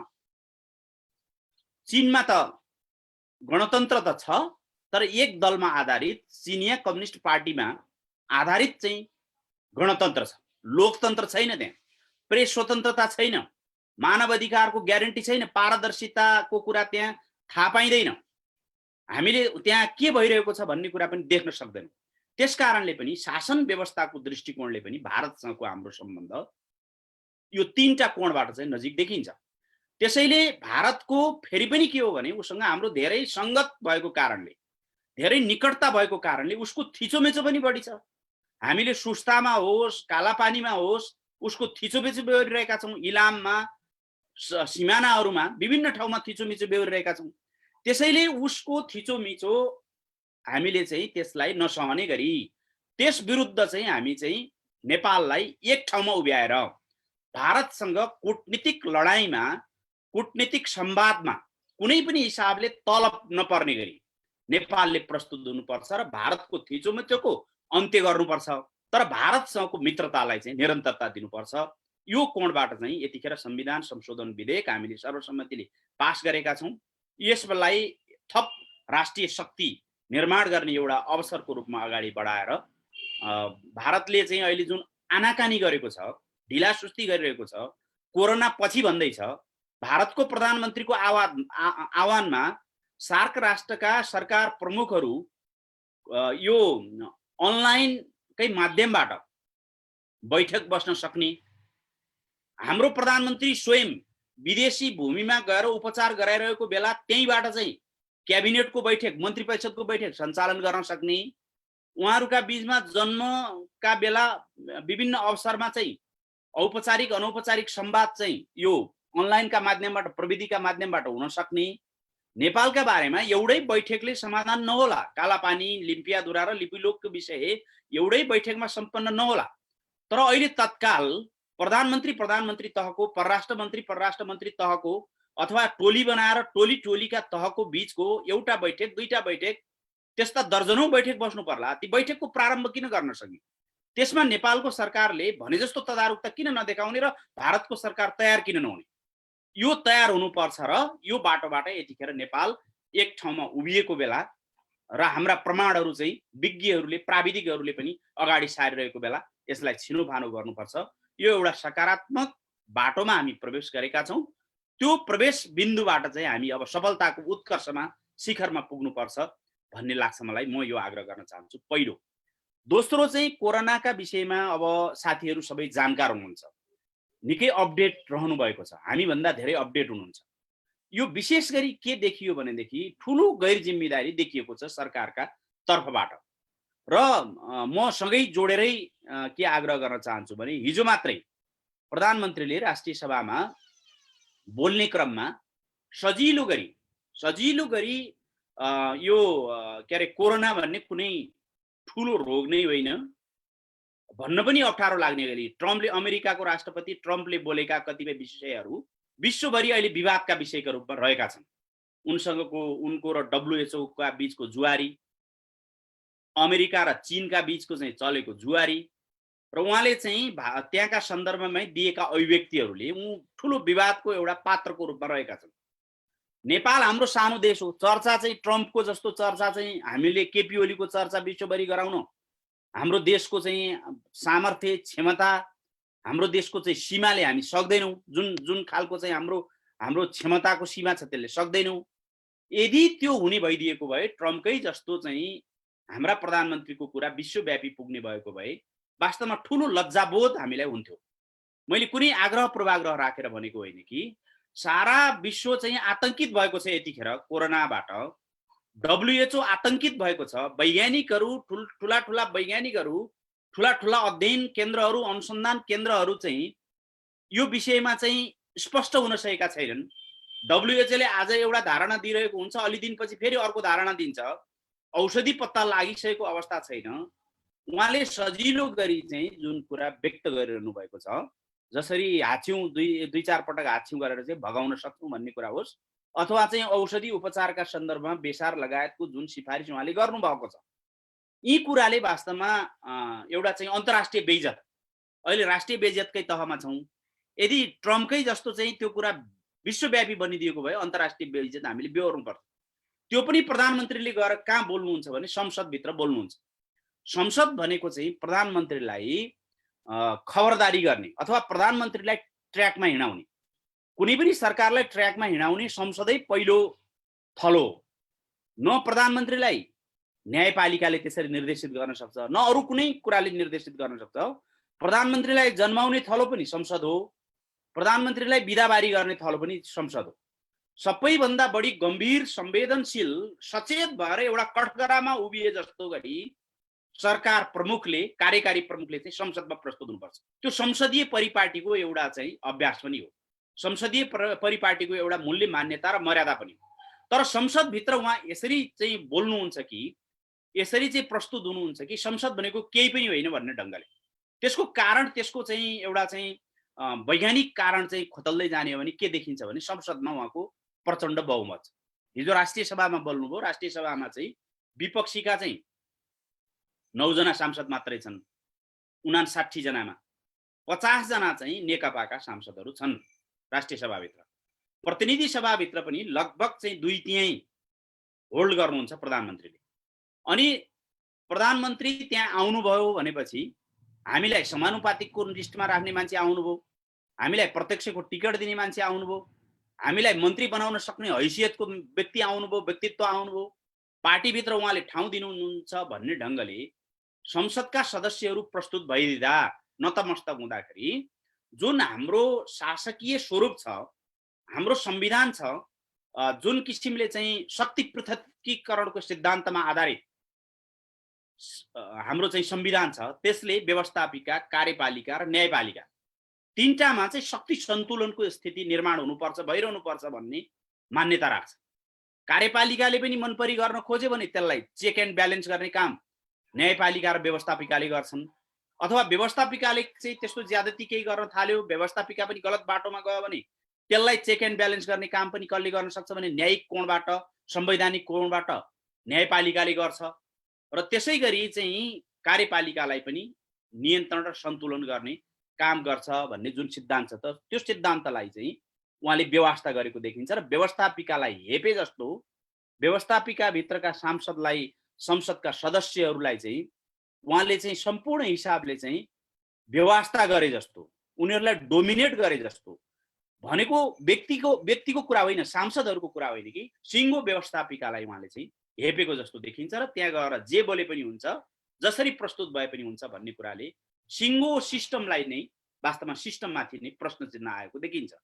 त्यति मात्रै होइन, न्यायपालिकाका बारेमा अब यद्यपि न्यायपालिकासँगको हाम्रो विश्वास कायम छ, न्यायपालिकाबाट कुनै पनि हिसाबले चाहिँ सरकारको छाया, कार्यपालिकाको छाया न्यायपालिकामा पर्छ भन्ने कुरामा हामी विश्वास गर्दैनौँ, त्यसबाट मुक्त छ भन्ने कुरा हामी विश्वास गर्छौँ र न्यायपालिकाले नै जोगायो भने चाहिँ हाम्रो संविधानलाई, हाम्रो कानुनलाई जोगाउँछ, न्यायिक प्रणालीलाई जोगाउँछ भन्ने हामी विश्वास गर्छौँ। तर प्रयत्न त सरकारका तर्फबाट भएको हामीले देख्यौँ विगतमा। प्रधानमन्त्री प्रमुख भएको संवैधानिक परिषदले एकजना प्रधान न्यायाधीशलाई सिफारिस गर्यो, तर प्रधानमन्त्रीकै 2/3 भएको संसदीय सुनवाई समितिले ती प्रधान न्यायाधीशको नियुक्तिको सिफारिसलाई अस्वीकार गर्यो। त्यसको सन्देश के थियो भने हामीले त्यो बेला व्याख्या पनि गरेका थियौँ, प्रधानमन्त्रीले चाहनु भएन भने, कार्यपालिकाले चाहनु भएन भने, अथवा हामीसँग चाहिँ एक प्रकारको चाहिँ सम्बन्ध रहेन भने, अथवा हामीले हाम्रो तजविजमा हामीले चाहेनौँ भनेदेखि तिमी नहुन पनि सक्छौ, हामी नबनाउन पनि सक्छौँ, स्टेपमा रोक्न सक्छौँ, संवैधानिक परिषदमा रोक्न सक्छौँ, हामी संसदीय सुनवाई समितिमा रोक्न सक्छौँ, त्यति पनि भएन भने हामी महाभियोग लाउन सक्छौँ भन्ने ढङ्गको सन्देश दिने गरी अदालतमा त्यो बेला प्रधान न्यायाधीशको नियुक्ति प्रक्रिया हामीले देख्यौँ। र त्यसको पुष्टि चाहिँ कहाँ आएर हुन्छ भने अस्ति लकडाउन चलिरहेको बेला सरकारले 2टा विधेयकहरू चाहिँ अध्यादेशका रूपमा ल्याउन खोज्यो। ती 2टा ल्याएको मध्येमा म अर्को राजनीतिक दलसँग सम्बन्धित विषयमा यो बेला चर्चा गर्दिनँ, संवैधानिक परिषदको चाहिँ अध्यादेश ल्याउन खोज्नुभयो उहाँले। त्यसको अन्तरै के थियो भने, त्यसको चाहिँ आवश्यकता कसरी महसुस गरिएको थियो भने, संवैधानिक परिषदमा हुने 6 जना मध्येमा प्रमुख प्रतिपक्षी दलको नेता नआए पनि हुने, न्यायपालिकाको प्रमुख प्रधान न्यायाधीश नआए पनि हुने, 6 जनामा चाहिँ 4 जना भएपछि त्यो बैठक बस्ने, त्यसको बहुमतले निर्णय गर्ने भनेर संवैधानिक परिषदबाट नियुक्ति गरिएका न्यायपालिकाका प्रमुख, न्यायपालिकामा प्रधान न्यायाधीश र न्यायाधीशहरू, संवैधानिक निकायका प्रमुखहरू, पदाधिकारीहरू नियुक्तिको प्रक्रियामा आफू मात्रै हाबी हुन खोजेको, सत्ता पक्ष मात्रै हाबी हुन खोजेको, प्रधानमन्त्रीको पक्ष मात्रै हाबी हुन खोजेको जुन खालको काम गर्न खोजियो, त्यो बेला अध्यादेश ल्याउन खोजियो, सबैको दबावले मात्रै त्यो ब्याक भयो। नत्र भने चाहिँ त्यो चेष्टाबाट के बुझिन्छ भने संवैधानिक निकायहरूलाई, न्यायपालिका लगायतका संवैधानिक निकायहरूलाई पनि आफ्नो नियन्त्रणमा, आफ्नो मातहतमा सञ्चालन गर्न खोज्ने त्यो प्रवृत्ति देखिन्छ। त्यसैले मैले यो किन भन्न खोजेको भने, यतिखेर हाम्रो सत्ता, हाम्रो प्रधानमन्त्री संसदमा भएको आफ्नो चाहिँ बाहुल्यताको बलमा र आफ्नो चाहिँ उहाँले चाहिँ वास्तवमा तर्क गर्नुहुन्छ, उहाँको तर्कका अगाडि कोही पनि टिक्न सक्दैन। तर यसमा मलाई के लाग्छ भने, तर्कहरू यदि तथ्यमा आधारित भएनन् भने त्यो तर्क हुँदैन कि त्यो कुतर्क हुन्छ। जस्तो चाहिँ कोरोनाका बारेमा उहाँले गरेको टिप्पणी सुन्दाखेरि चाहिँ तर्कपूर्ण लाग्छ, हामीलाई सुन्दाखेरि हो कि चाहिँ लाग्छ, तर त्यो तथ्यमा आधारित छैन, त्यसलाई विज्ञानले पुष्टि गरेको छैन, त्यसलाई अनुसन्धानले पुष्टि गरेको छैन, त्यसलाई वैज्ञानिकहरूले चाहिँ पुष्टि गरिसकेका छैनन्। विभिन्न खालका अनुसन्धानका संस्थाहरूले चाहिँ राष्ट्रिय अन्तर्राष्ट्रिय स्तरकाले पुष्टि गरेका छैनन्। पुष्टि भए बिनाको कुरा जतिसुकै चाहिँ तर्कको बलमा प्रस्तुत हुनुहोस्, जतिसुकै चाहिँ तर्कपूर्ण किसिमले प्रस्तुत हुनुहोस्, प्रत्युत्तर दिन नसकिने गरी प्रस्तुत हुनुहोस्, त्यो कुतर्कमा परिणत हुन्छ, कुतर्क चाहिँ गरेको देखिन्छ। यसका पछाडि चाहिँ विभिन्न खालको चाहिँ उहाँले उहाँको सत्ताले पालेको दम्ब देखिन्छ। र अब न्यायपालिका, कार्यपालिका, व्यवस्थापिका शक्ति पृथकीकरणको सिद्धान्त राम्रो गरी चाहिँ प्रभावकारी नहुँदा हामीले अपेक्षा गर्ने भनेको चाहिँ चौथो अङ्ग भनेको चाहिँ हामी सञ्चार जगतलाई मान्छौँ। सञ्चार जगतमा आएका टिप्पणीलाई उहाँले सुरुमै चाहिँ त्यसलाई खारेज गर्ने गर्नुहुन्छ। कुन कोणबाट उनीहरूले व्याख्या गरिरहेका छन्, को पछि लागेको छ, किन त्यसो गरिरहेका छन् भनेर चाहिँ अझ विपक्षीले राखेका कुराहरू संसदभित्र होस् अथवा बाहिर राखेका कुराहरू हुन्, अझ नागरिक समाजबाट आएका कुराहरू हुन्। उहाँले बिचमा हामीले चाहिँ एउटा बिम्बको रूपमा, एउटा नकारात्मक बिम्बको रूपमा नै चर्चामा आयो। अरिङ्गाल जस्तो भएर चाहिँ यसरी चाहिँ विपक्षीहरूबाट आएका कुराहरूलाई चाहिँ त्यसमाथि प्रत्याक्रमण गर्नुहोस् भनेर भन्नुभयो उहाँले। एउटा नकारात्मक बिम्ब हाम्रो नेपाली राजनीतिमा अहिले पनि छ। त्यो भनेको के हो भनेदेखि मिडियाले चाहिँ कुनै सत्य तथ्य उजागर गर्न खोज्यो भने त्यो होइन भनेर चाहिँ अरिङ्गालको स्वरूपमा अन्य मिडियाहरूले त्यसको प्रतिवाद गर्ने, विपक्षीहरूले गरे भने विपक्षीहरूलाई त्यसरी नै एटेक गर्ने, नागरिक समाज लगायतका मानिसहरूले गरे भने पनि त्यसलाई एटेक गर्ने जुन बाटोबाट गएको देखिन्छ। त्यसले गर्दा वास्तवमा हामी कहाँ जवाबदेही शासन, जिम्मेदार शासन सञ्चालन भइरहेको देखिँदैन। यो चाहिँ ठुलो विडम्बनाको पक्ष हो। कोरोनाकै विषयमा अघि रमेशजीले जुन कुरा गर्नुभयो, हामी सुरुमै तपाईलाई म सम्झना गराउँ, काङ्ग्रेसले प्रतिनिधि सभामा फागुनको 23 गते एउटा सार्वजनिक महत्त्वको प्रस्ताव पेश गर्यो। सार्वजनिक महत्त्वको प्रस्ताव पेश गर्दै गर्दा कोरोना नेपालमा चाहिँ एकजनालाई बाहेक दोस्रो मान्छेलाई चाहिँ कोरोना संक्रमण भएको पुष्टि भएको अवस्था थिएन। त्यो एकजनालाई पनि निको भइसकेको अवस्था थियो र इटली लगायतका देशहरूले ठुलो समस्या बेहोरिरहेका थिए। चीनले चाहिँ ठुलो सामना गरिरहेको थियो र चीन चाहिँ एक प्रकारले चाहिँ उसको आफ्नो सञ्चालन परिचालनले सामना गर्न सफल हुन्छ कि भन्ने खालको संकेत पनि देखिएको अवस्था थियो। त्यो बेलामा नेपाली काङ्ग्रेसले संसदमा पेश गरेको सार्वजनिक महत्त्वको प्रस्ताव, त्यो प्रस्ताव हाम्रो प्रतिनिधि सभाको सदस्य गगन थापा प्रस्तावक भएर दिव्यमणि राजमण्डारी लगायतका हाम्रा प्रतिनिधि सभाका सदस्यहरू उहाँहरू चाहिँ समर्थक भएर लिएर गएको प्रस्ताव थियो र त्यो प्रस्तावमा हामीले सरकारलाई पूर्व सचेत गराएका थियौँ।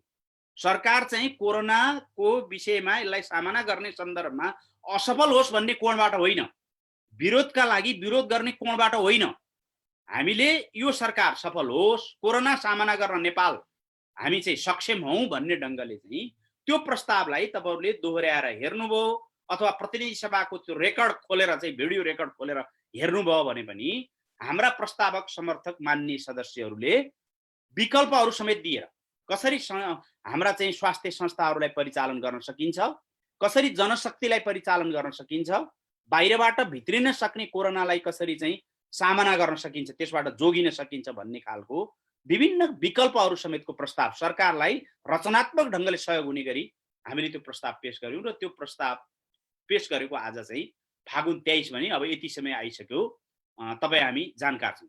त्यसपछिको दिनमा पनि प्रधानमन्त्रीले गर्नुपर्ने काम नेपाली काङ्ग्रेसको सभापति आफै अग्रसर भएर पूर्व प्रधानमन्त्रीहरूसँग उहाँले छलफल गर्नुभयो। नेपाली काङ्ग्रेसले पदाधिकारीको बैठक पटक पटक पदाधिकारीको बैठक बोलायो र सरकारलाई हामीले चाहिँ विभिन्न सुझाव दियौँ। ती सुझावहरू पनि केवल राजनीतिक आग्रह पूर्वाग्रहमा आधारित, राजनीतिक भावना भावावेशमा आधारित थिएनन्। हामीले अर्थविदहरूसँग छलफल गऱ्यौँ र त्यो अर्थविदसँग गरिएका छलफलका आधारहरू चाहिँ त्यहाँ थिए। स्वास्थ्य कर्मी स्वास्थ्यविदहरूसँग चाहिँ हामीले स्वास्थ्य क्षेत्रका विज्ञहरूसँग छलफल गऱ्यौँ। हाम्रो पार्टी केन्द्रीय समितिको बैठक यो बीचमा 3 पटक बस्यो। केन्द्रीय कार्य समितिको बैठक लकडाउनको बीचमा हामी 3 पटक केन्द्रीय कार्य समितिको बैठक बस्यौँ। यो सबैबाट हामीले सरकारलाई सहयोग गर्न चाह्यौँ र सरकारले कोष स्थापना गर्यो। 50 करोडको कोष स्थापना गर्यो। सुरुमा 50 करोड हालेर त्यो कोषमा नेपाली काङ्ग्रेसले सबैभन्दा अगाडि अग्रसर भएर हामीले 50 लाख चाहिँ त्यो कोषमा योगदान गर्ने भन्यौँ। अब पार्टीसँग पैसै कति हुन्छ र अझ नेपाली काङ्ग्रेस पार्टी आर्थिक रूपमा त्यस्तो चाहिँ मजबुत बनेको पार्टी पनि छैन। हाम्रो कोषै कमजोर छ। जति सकिन्थ्यो त्यसको सन्देश के थियो भने त्यो 50 लाखले खासै योगदान गर्दैन थियो, तर सन्देश के थियो भनेदेखि नेपाली काङ्ग्रेस प्रमुख प्रतिपक्षले यो कोषमाथि यत्रो विश्वास गर्यो, सरकारमाथि विश्वास गर्यो। कोष र सरकारमाथि नेपाली काङ्ग्रेसले विश्वास गर्नुको अर्थ हामी सबैले विश्वास गर्नुपर्छ। प्रमुख प्रतिपक्षले त विश्वास गर्छ भने हामीले किन विश्वास नगर्ने भन्ने जनमानसमा आओस्। सबै चाहिँ यो उद्योगी व्यवसायी जो चाहिँ आर्थिक रूपमा मजबुत छन् सबैमा आओस् र त्यो कोषमा योगदान गरून् भन्ने हिसाबले हामीले योगदान गर्यौँ। र सरकारले के भन्यो भनेदेखि एकद्वार प्रणालीबाट यो राहत र उपचारका कामहरू अगाडि बढाउँ भन्यो। हामीले ठिक छ भन्यौँ। एकद्वारको प्रणालीबाटै केन्द्रको सरकार छ, प्रदेशका सरकार छन् र स्थानीय तहका सरकारहरू छन्, त्यही ठाउँबाटै उद्धार लगायतका कामहरू हुन् भन्यौँ। तर सरकारको चाहिँ त्यसपछिका कामहरू लकडाउनकै अवधिमा, म एउटा मात्रै उदाहरण दिन्छु, लकडाउनका अवधिमा अत्यावश्यक कामका लागि चाहिँ हिँड्न मिल्ने खालको एउटा प्रबन्ध सरकारले स्वाभाविक थियो त्यो व्यवस्था गर्यो। तर त्यसको उल्लङ्घन कहाँबाट सुरु भयो भनेदेखि मन्त्रीहरूबाट उल्लङ्घन सुरु भयो। लकडाउनमा सबै मान्छे आफ्नो आफ्नो किसिमले बसिरहेका छन्, जो जहाँ छन् त्यहीँ बसिरहने, गतिविधिहरू रोक्ने, सम्पूर्ण रूपमा रोक्ने र बसिरहेका मान्छेहरू, मजदुरलाई, विद्यार्थीलाई अभाव हुन्छ नै। त्यो अभाव भयो भने चाहिँ राहत दिने, सम्बन्धित स्थानीय तह मार्फत ओडाहरूले राहत दिने भन्ने चाहिँ प्रबन्ध भयो। यतातिर ध्यान दिएन। अब स्थानीय तहलाई केन्द्रको सरकारले बजेटै दिएन, भने जस्तो बजेट दिएन, पुग्ने गरी बजेटै दिएन। बजेट दिइसकेका स्थानीय तहले पनि अब सरकार समर्थित स्थानीय तह भएको यही काठमाडौँमै हामीले धेरै ठाउँमा अनुभव गर्यौँ कि धेरै ठाउँमा के गरियो भने भेदभाव सुरु गरियो। आफ्ना मानिसहरू छन् भने दिने, अर्को मान्छे छ भनेदेखि, अर्को पक्ष छ भनेदेखि त्यसलाई पक्ष विपक्ष छुट्याउनेसम्मको काम भयो। र लकडाउनको उल्लङ्घन घोषित रूपमा चाहिँ वर्षमान पुन मन्त्रीले रोल्पाका आफ्ना क्षेत्रका नागरिकलाई चाहिँ सुरुमै विभिन्न गाडीहरू चाहिँ रिजर्भ गरेर पठाउनु भयो। त्यसपछि चाहिँ टोपबहादुर रायमाझीले आफ्नो शक्ति प्रदर्शन गर्नु, अनि त्यसो भएपछि सबैलाई दबाब पर्यो, सबै राजनीतिक दललाई दबाब पर्यो, सबै नेतालाई दबाब पर्यो। यो सबै कारणले के भयो भनेदेखि लकडाउन पनि भेदभाव मुक्त भएन। अत्यावश्यक काम परेका मान्छेहरू होइन कि सोर्स फोर्स भएका मान्छेहरू मात्रै आवत जावत गर्ने एउटा चाहिँ माध्यमको रूपमा हुन थाल्यो। त्यसै गरी सिमानामा पनि, सिमानामा नेपाल आउन खोज्ने नेपालीहरूलाई यदि लिगल बाटोबाट, आउन पर्ने बाटोबाट, नियमित बाटोबाट हामीले आउन दिएको भएदेखि, हामीले त्यही बेलै भनेको हो, नेपाली काङ्ग्रेसले के भनेको हो भनेदेखि, म अब यो पनि धेरै लामो चर्चा गर्न चाहन्न, हामीले नेपाल आउन खोज्नेलाई आउन दिउँ, आउन खोज्ने र आउन सम्भव भएका मान्छेहरू आउँछन्, उनीहरूलाई जस्तो महाकाली नदीमा हाम फालेर समेत कति मान्छे चाहिँ पौडेर समेत आउनु पर्यो। त्यस्तो होइन कि खुला बाटोबाट दिउँ, आएका मान्छेलाई सिमानामा नै, त्यहाँका स्थानीय तह, सिमानामा बसेको सशस्त्रलाई सक्रिय गराउँ, त्यही क्वारेन्टाइन राखौँ। क्वारेन्टाइनमा राखिसकेपछि परीक्षण गरेर, पिसिआर परीक्षण गरेर यदि चाहिँ सङ्क्रमित छ, पोजिटिभ आयो भनेदेखि आइसोलेसनतिर लिएर जाउँ, होइन नेगेटिभ आयो भनेदेखि उसलाई समुदायमा पठाउँ, परिवारमा पठाउँ, उसको चाहिँ आफ्नो थाक थलोमा, उसको आफ्नो घरमा पठाउँ भन्ने कुरा गर्दाखेरि त्यो गरिएन। जुन बेला भारतमा 1000 जना पनि सङ्क्रमित देखिएका थिएनन्, त्यो बेला हामीले आउन दिएनौँ, रोक्यौँ। अहिले भारतमा लाखौँ लाख सङ्क्रमित भएपछि आउँदाको परिणाम हामीले चाहिँ समस्या भोगिरहेका छौँ। त्यसैले यो दिशामा पनि सरकारको चाहिँ देखिएन। र यसका पछाडिको कारण चाहिँ सुरुदेखि चाहिँ हामीले के देख्यौँ भनेदेखि परीक्षण राम्रो भएन, पिसिआरको चाहिँ यो चाहिँ किट्सहरू नै उपलब्ध भएन, स्वाब झिक्न सकिएन, ल्याबहरूले काम धान्न सकेनन्। अहिले सुदूरपश्चिममा प्रवेश हुनेको सङ्ख्या 2 लाख हिजो मात्रै चाहिँ समाचारले दिएको तथ्याङ्क अनुसार। तर सुदूरपश्चिममा चाहिँ पिसिआर चेक गरिएका मान्छेहरू चाहिँ 9,500, 2 लाख मान्छे इन्डियाबाट भित्रेका छन्। चेक गरिएको कतिलाई छ भनेदेखि 9,500लाई छ।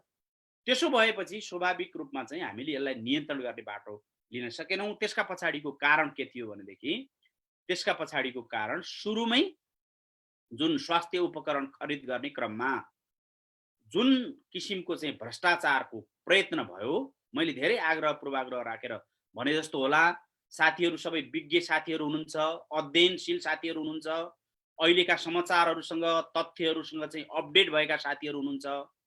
त्यो बेलामा त्यो ओम्नी समूह भन्ने जसलाई स्वास्थ्य उपकरण खरिदसँग सम्बन्धित कुनै अनुभव नै थिएन, अनुभव नभएको एउटा प्राइभेट कम्पनीलाई आफ्नो सम्बन्धका आधारमा, कमिसनको बलमा, कमिसनको लोभमा जसरी चाहिँ स्वास्थ्य उपकरण खरिद गर्ने चाहिँ जिम्मा दियो, त्यसले गर्दा समयमा स्वास्थ्य उपकरण खरिद हुन सकेन। खरिद गरिएका स्वास्थ्य उपकरणहरू पनि क्वालिटीका भएनन्, विश्वसनीय भएनन्। त्यसले गर्दा ठुलो जटिलता पैदा भयो र हामीले दिनदिनै अब नयाँ नयाँ कुरा सुन्दै र देख्दै आएका छौँ। खरिपाटीमा राखिएका 175 जना चाइनाबाट ल्याएका विद्यार्थीहरूलाई चाहिँ यो 74 लाखको औषधि सेवन गराइएको भनेर चाहिँ बिल बनेको भन्ने कुरो हिजो अस्ति मात्रै चर्चामा आयो। जबकि त्यहाँ बसेका मानिसहरूले भन्छन् 175 जनाले हामीले कसैले औषधि खानु परेको होइन, औषधि सेवन गर्नु परेको होइन। त्यसरी चाहिँ भ्रष्टाचारमा यो बेलामा पनि, यो बेला त वास्तवमा के हो भने यस्तो विकटताको बेला मान्छेमा एक प्रकारले चाहिँ वैराग्य रस पैदा हुनुपर्छ। यो सम्पत्ति केका लागि रहेछ र? यो धन सम्पत्ति विभिन्न कर्म कुकर्म गरेर कमाउनुको त अर्थ रहेनछ। मान्छेको जिन्दगी त क्षणभङ्गुर रहेछ। मान्छे बाँच्नु, मान्छे चाहिँ रहनु, एकले अर्काका प्रति सहयोगी भावना राख्नु, सद्भाव राख्नु, यो पो ठिक रहेछ भनेर एक प्रकारले बुद्धत्व जागृत हुने समय हो यस्तो बेला, सङ्कटको बेला, व्याधिको बेला। यो बेला पनि जसरी चाहिँ बुद्धत्वको ठाउँमा चाहिँ जुन भ्रष्ट मनोवृत्ति हाबी भयो सरकारको हाबी भयो र अनि हामीले भरोसा गर्यौँ, सुरुमा भरोसा प्रधानमन्त्रीको भरोसा गर्यौँ। प्रधानमन्त्रीले चाहिँ क्वेसन गर्नु होला तिनीहरूलाई, किन यसो भइरहेको छ भनेर छानबिन गर्नु होला, अनुगमन गर्नु होला, अनि दोषीलाई दण्डित गर्नु होला भन्ने हामीलाई लागेको थियो। तर प्रधानमन्त्री सम्पूर्ण हिसाबले त्यो भ्रष्ट क्रियाकलापको चाहिँ बचाउमा लाग्नु। त्यसैले यो चाहिँ हाम्रा निम्ति ठुलो दुर्भाग्यको पक्ष हो भन्ने लाग्छ। र अझै पनि वास्तवमा समय छ। अहिले प्रधानमन्त्रीले भनेका कुरालाई हामीले जुन तथ्यमा आधारित, प्रमाणमा आधारित, अनुसन्धानमा आधारित, विज्ञानमा आधारित कुरा होइन कि प्रधानमन्त्रीले भनेका केवल गफमा आधारित कुरालाई हामीले यदि चाहिँ अहिले चाहिँ हामीले यदि सुन्ने हो, विश्लेषण गर्ने हो, यसको मूल्याङ्कन गर्ने हो भने पनि त्योभन्दा पनि महत्त्वपूर्ण कुरा विज्ञहरूले जुन कुरा भनेका छन् यो बढ्छ, स्वाभाविक छ, यो बढ्नेवाला छ। यो चाहिँ जति धेरै पिसिआर चेक हुँदै जान्छ त्यति धेरै सङ्ख्या बढ्दै जान्छ। यो सङ्ख्या बढ्ने कुरा अब सङ्क्रमित जो छन् देखिने कुरा देखिनुपर्छ, परीक्षण हुनुपर्छ, त्यो स्वाभाविक छ। तर यसले चाहिँ समुदायमा फैलिने वातावरण अझै पनि हामीले रोक्न सक्यौँ भने क्वारेन्टाइनमा भएकाहरूलाई छ, उनीहरूलाई चाहिँ हामीले चाहिँ बेलामा परीक्षण गरेर उनीहरूलाई आइसोलेसनमा राख्न सक्ने, उनीहरूलाई कोरोना मुक्त। अब नेपालको एउटा सकारात्मक पक्ष भनेको चाहिँ लक्षणहरू कम देखिएको छ, भेन्टिलेटरमै लान पर्ने गरी मान्छेहरू अहिलेसम्म देखिएका छैनन्। त्यसको पनि अब मैले पनि कुनै तथ्यमा आधारित भएर वैज्ञानिक कुरा त गरेको होइन, तर विज्ञहरूको एउटा भनाइ के छ भनेदेखि एउटा उहाँहरू शङ्का के गरिरहनु भएको छ भने अहिले जो सङ्क्रमित हुनुहुन्छ उहाँहरू चाहिँ अरू देशमा गएर काम गरिरहेको, अरू देशमा गएर चाहिँ शारीरिक हिसाबले, मानसिक हिसाबले मजबुत भएको युवा उमेरका, स्वस्थ उमेरकालाई लागेको छ। त्यसैले पनि लक्षण कम देखिएको छ र त्यसलाई चाहिँ प्रतिरोध गर्न सक्ने उहाँहरूसँग क्षमता छ। समुदाय स्तरमा फैलियो भनेदेखि, यदि वयोवृद्ध ज्येष्ठ नागरिक उमेरले पाएको मान्छेहरूमा यदि पुग्यो भनेदेखि, विभिन्न खालको रोग, दीर्घ रोगी भएका मानिसहरूमा पुग्यो भनेदेखि मृत्युको पनि रेसियो बढ्छ भन्ने उहाँहरूको भनाइ छ। त्यो लक्षणको पनि बढ्छ, उसमा भेन्टिलेटरमै राख्नुपर्ने स्थिति आउन सक्छ भन्ने उहाँहरूको भनाइ छ। यी हामीले चाहिँ भन्ने कुरा होइनन्, यी विज्ञहरूले भन्नुपर्छ। त्यो क्षेत्रका चाहिँ जसले विज्ञता राख्नुभएको छ, अध्ययन गर्नुभएको छ, अनुसन्धान गर्नुभएको छ, उहाँहरूले भन्नुपर्छ। जे होस्, यतिखेर पनि के हो भने सरकारले चाहिँ अब आफ्नो जुन हिजोको क्रियाकलाप छ, कुशासन, भ्रष्टाचार, यो बिचमा हामीले बेहोर्यौँ, त्यसबाट सरकार मुक्त भएर सरकारले चाहिँ यो बेलामा चाहिँ मेरो आफ्नो यो दायित्व हो भन्ने ठानेर यो जुन खालको चाहिँ सङ्क्रमण बढ्ने खतरा छ त्यो सङ्क्रमण रोक्ने दिशातिर जानुपर्छ।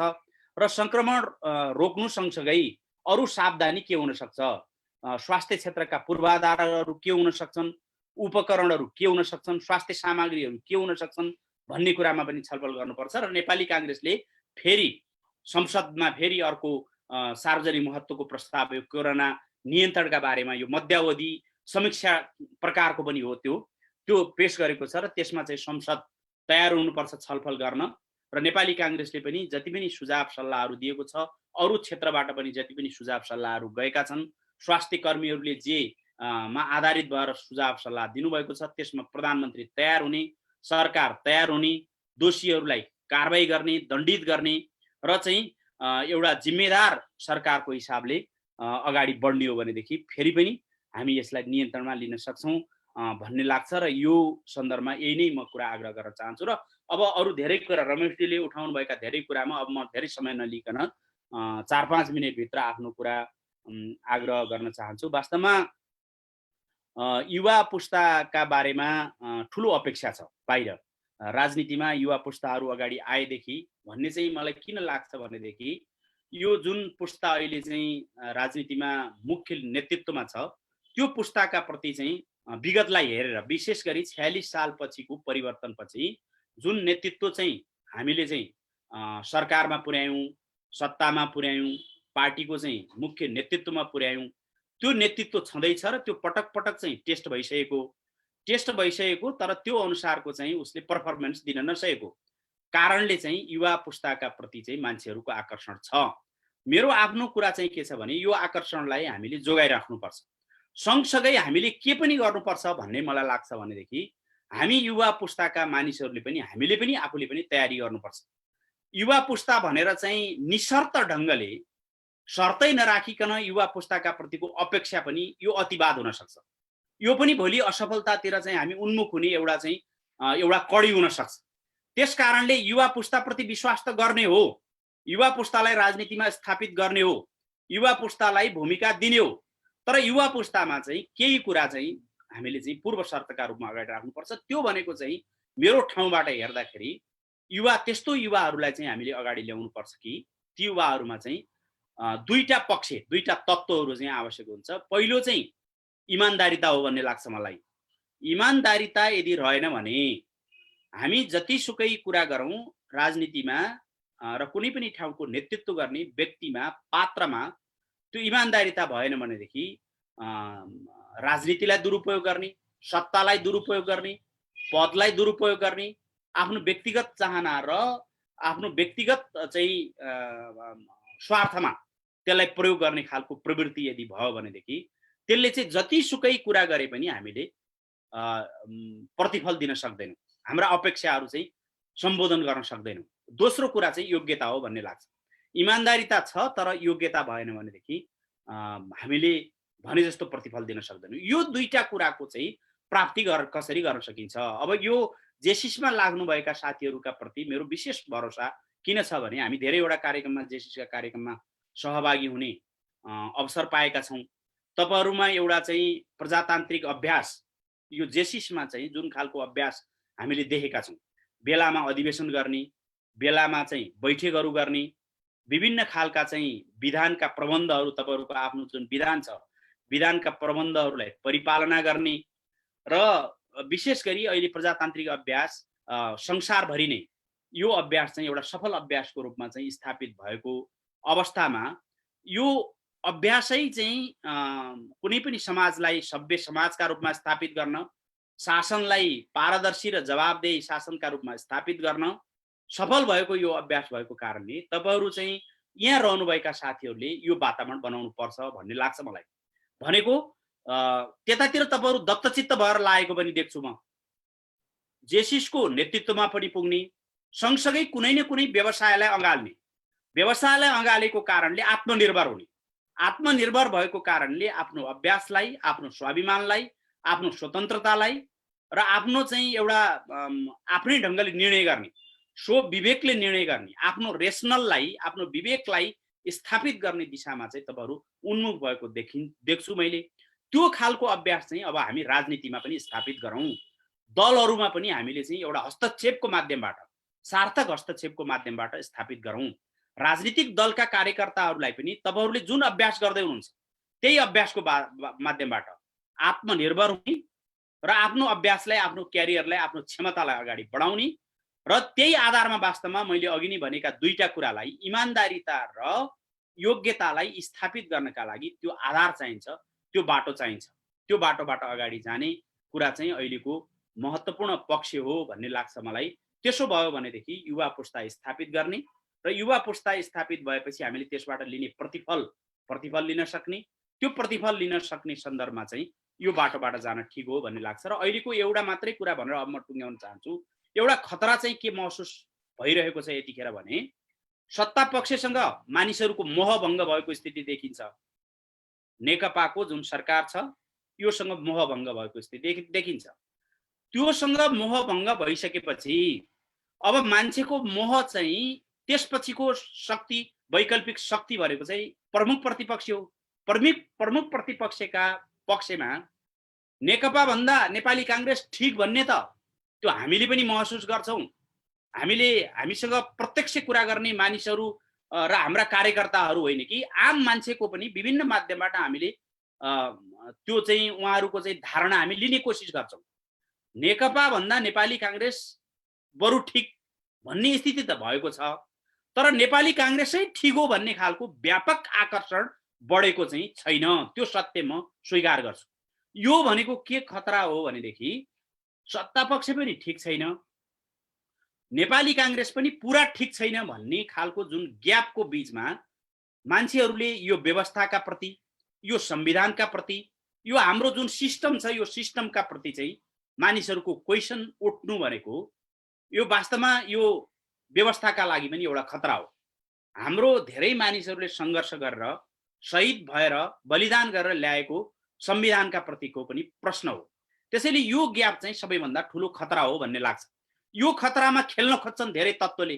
यो संविधानलाई नमान्ने तत्त्व पनि सक्रिय छन्, यो संविधान अनुसारको चाहिँ संघीय लोकतान्त्रिक व्यवस्थालाई नमान्ने तत्त्व पनि छन्। यो अवस्थामा चाहिँ यो सिस्टम कसरी हो जोगाउने?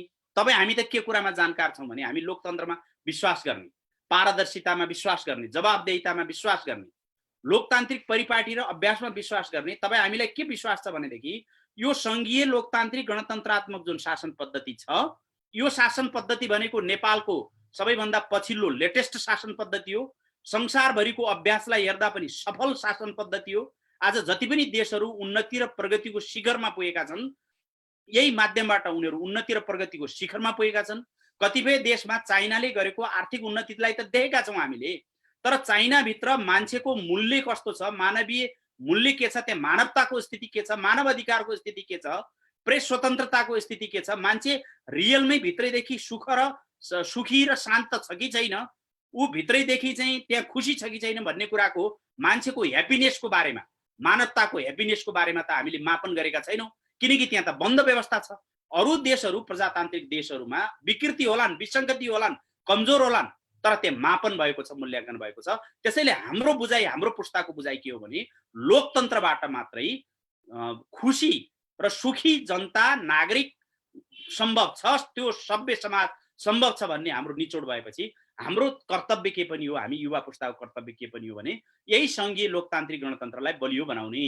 यही संघीय लोकतान्त्रिक गणतन्त्रलाई बलियो बनाउनका लागि यसका एक्टरहरूलाई सुधार्नुको हामीसँग विकल्प छैन। केपी ओलीलाई पनि सुधार्नुपर्छ, नेकपालाई पनि सुधार्नुपर्छ, नेपाली काङ्ग्रेसलाई पनि सुधार्नुपर्छ र योभन्दा अरू राजनीतिक दलहरू कुनै शक्तिहरू चाहिँ लोकतान्त्रिक मूल्य मान्यतामा, लोकतान्त्रिक आस्थामा, निष्ठामा चाहिँ विश्वासका साथ अगाडि आयो भने उनीहरूलाई पनि सुधार्नुपर्छ र उनीहरूकै एक्टिभिटीले, लोकतान्त्रिक पद्धतिमा विश्वास गर्ने पात्रहरूकै एक्टिभिटीले, शक्तिहरूकै एक्टिभिटीले, राजनीतिक दलहरूकै एक्टिभिटीले, राजनीतिक दलका नेता कार्यकर्ताकै एक्टिभिटीले चाहिँ यही व्यवस्थालाई सुधारेर हामी ठिक बाटोमा पुग्न सक्छौँ। यसबाट नै सुखी र समृद्ध, सुख र समृद्धि सहितको चाहिँ समाज स्थापना गर्न सक्छौँ, हाम्रो शासन पद्धति स्थापना गर्न सक्छौँ भन्ने बाटोमा जानका लागि पनि हामीले यो व्यवस्थालाई बलियो बनाउने दिशामा पनि हामीले सकारात्मक योगदान गर्नुपर्छ। त्यसका लागि पनि हामीले चाहिँ दलहरूलाई, दलका नेताहरूलाई सकारात्मक सल्लाह सुझाव दिने, दबाब दिने काम, रचनात्मक ढङ्गले गर्ने काम र हामी आफै पनि दलको एउटा सदस्यको रूपमा अगाडि सरेर दलहरूभित्र हामी प्रवेश गर्छौँ, राजनीतिभित्र हामी प्रवेश गर्छौँ। राजनीतिलाई चाहिँ हामी केवल आलोचना मात्रै गर्दैनौँ, राजनीतिलाई तिरस्कार मात्रै गर्दैनौँ, राजनीतिलाई घृणा मात्रै गर्दैनौँ, राजनीतिलाई अगाल्छौँ, राजनीतिलाई सामना गर्छौँ र राजनीतिलाई सुधार्छौँ, सही बाटो दिन्छौँ भन्ने दिशामा पनि आइपुग्नुपर्छ भन्ने लाग्छ मलाई। अहिलेको विषयमा चाहिँ जुन रमेशजीले अघि राख्नुभएका धेरै प्रश्नहरूलाई यिनै सेरोफेरोमा समेटेर म आफ्ना कुरा आग्रह गर्न चाहन्छु र मेरो फेरि पनि सुझाव के छ भने म आगामी दिनमा पनि यस्ता कार्यक्रममा सहभागी हुने कुराको अपेक्षा पनि गर्छु र त्यसका लागि चाहिँ विषय केन्द्रित बनाऊ। आज हामीले धेरै विषयमा कुरा गर्ने सिलसिलामा अब कुनै एउटा विषयमा चाहिँ स्पष्टताका साथ गहन र गहिरो छलफल हामीले गर्न नसकेको अवस्था हुन सक्छ। विषय केन्द्रित भएर, विषयलाई निकै स्पेसिफिक बनाएर, विषयको चाहिँ जुन गम्भीरता छ त्यो गम्भीरतालाई चाहिँ हामीले निकै न्यारो डाउन गरेर आज यो विषयको हामी एउटा निचोडमा पुग्ने गरी हामी छलफल गर्छौँ भन्ने ढङ्गले चाहिँ तयारी गर्ने, अतिथिलाई पनि त्यसरी निम्त्याउने, तपाईँहरू पनि त्यसरी तयार भएर आउने ढङ्गले चाहिँ आयोजकले त्यो डिजाइन गर्ने दिशामा पनि म पुनः एकपल्ट चाहिँ सुझाव दिँदै आफ्नो भनाइ अहिलेलाई यही टुङ्ग्याउन चाहन्छु। धन्यवाद। धन्यवाद, धेरै धन्यवाद बद्री दाई।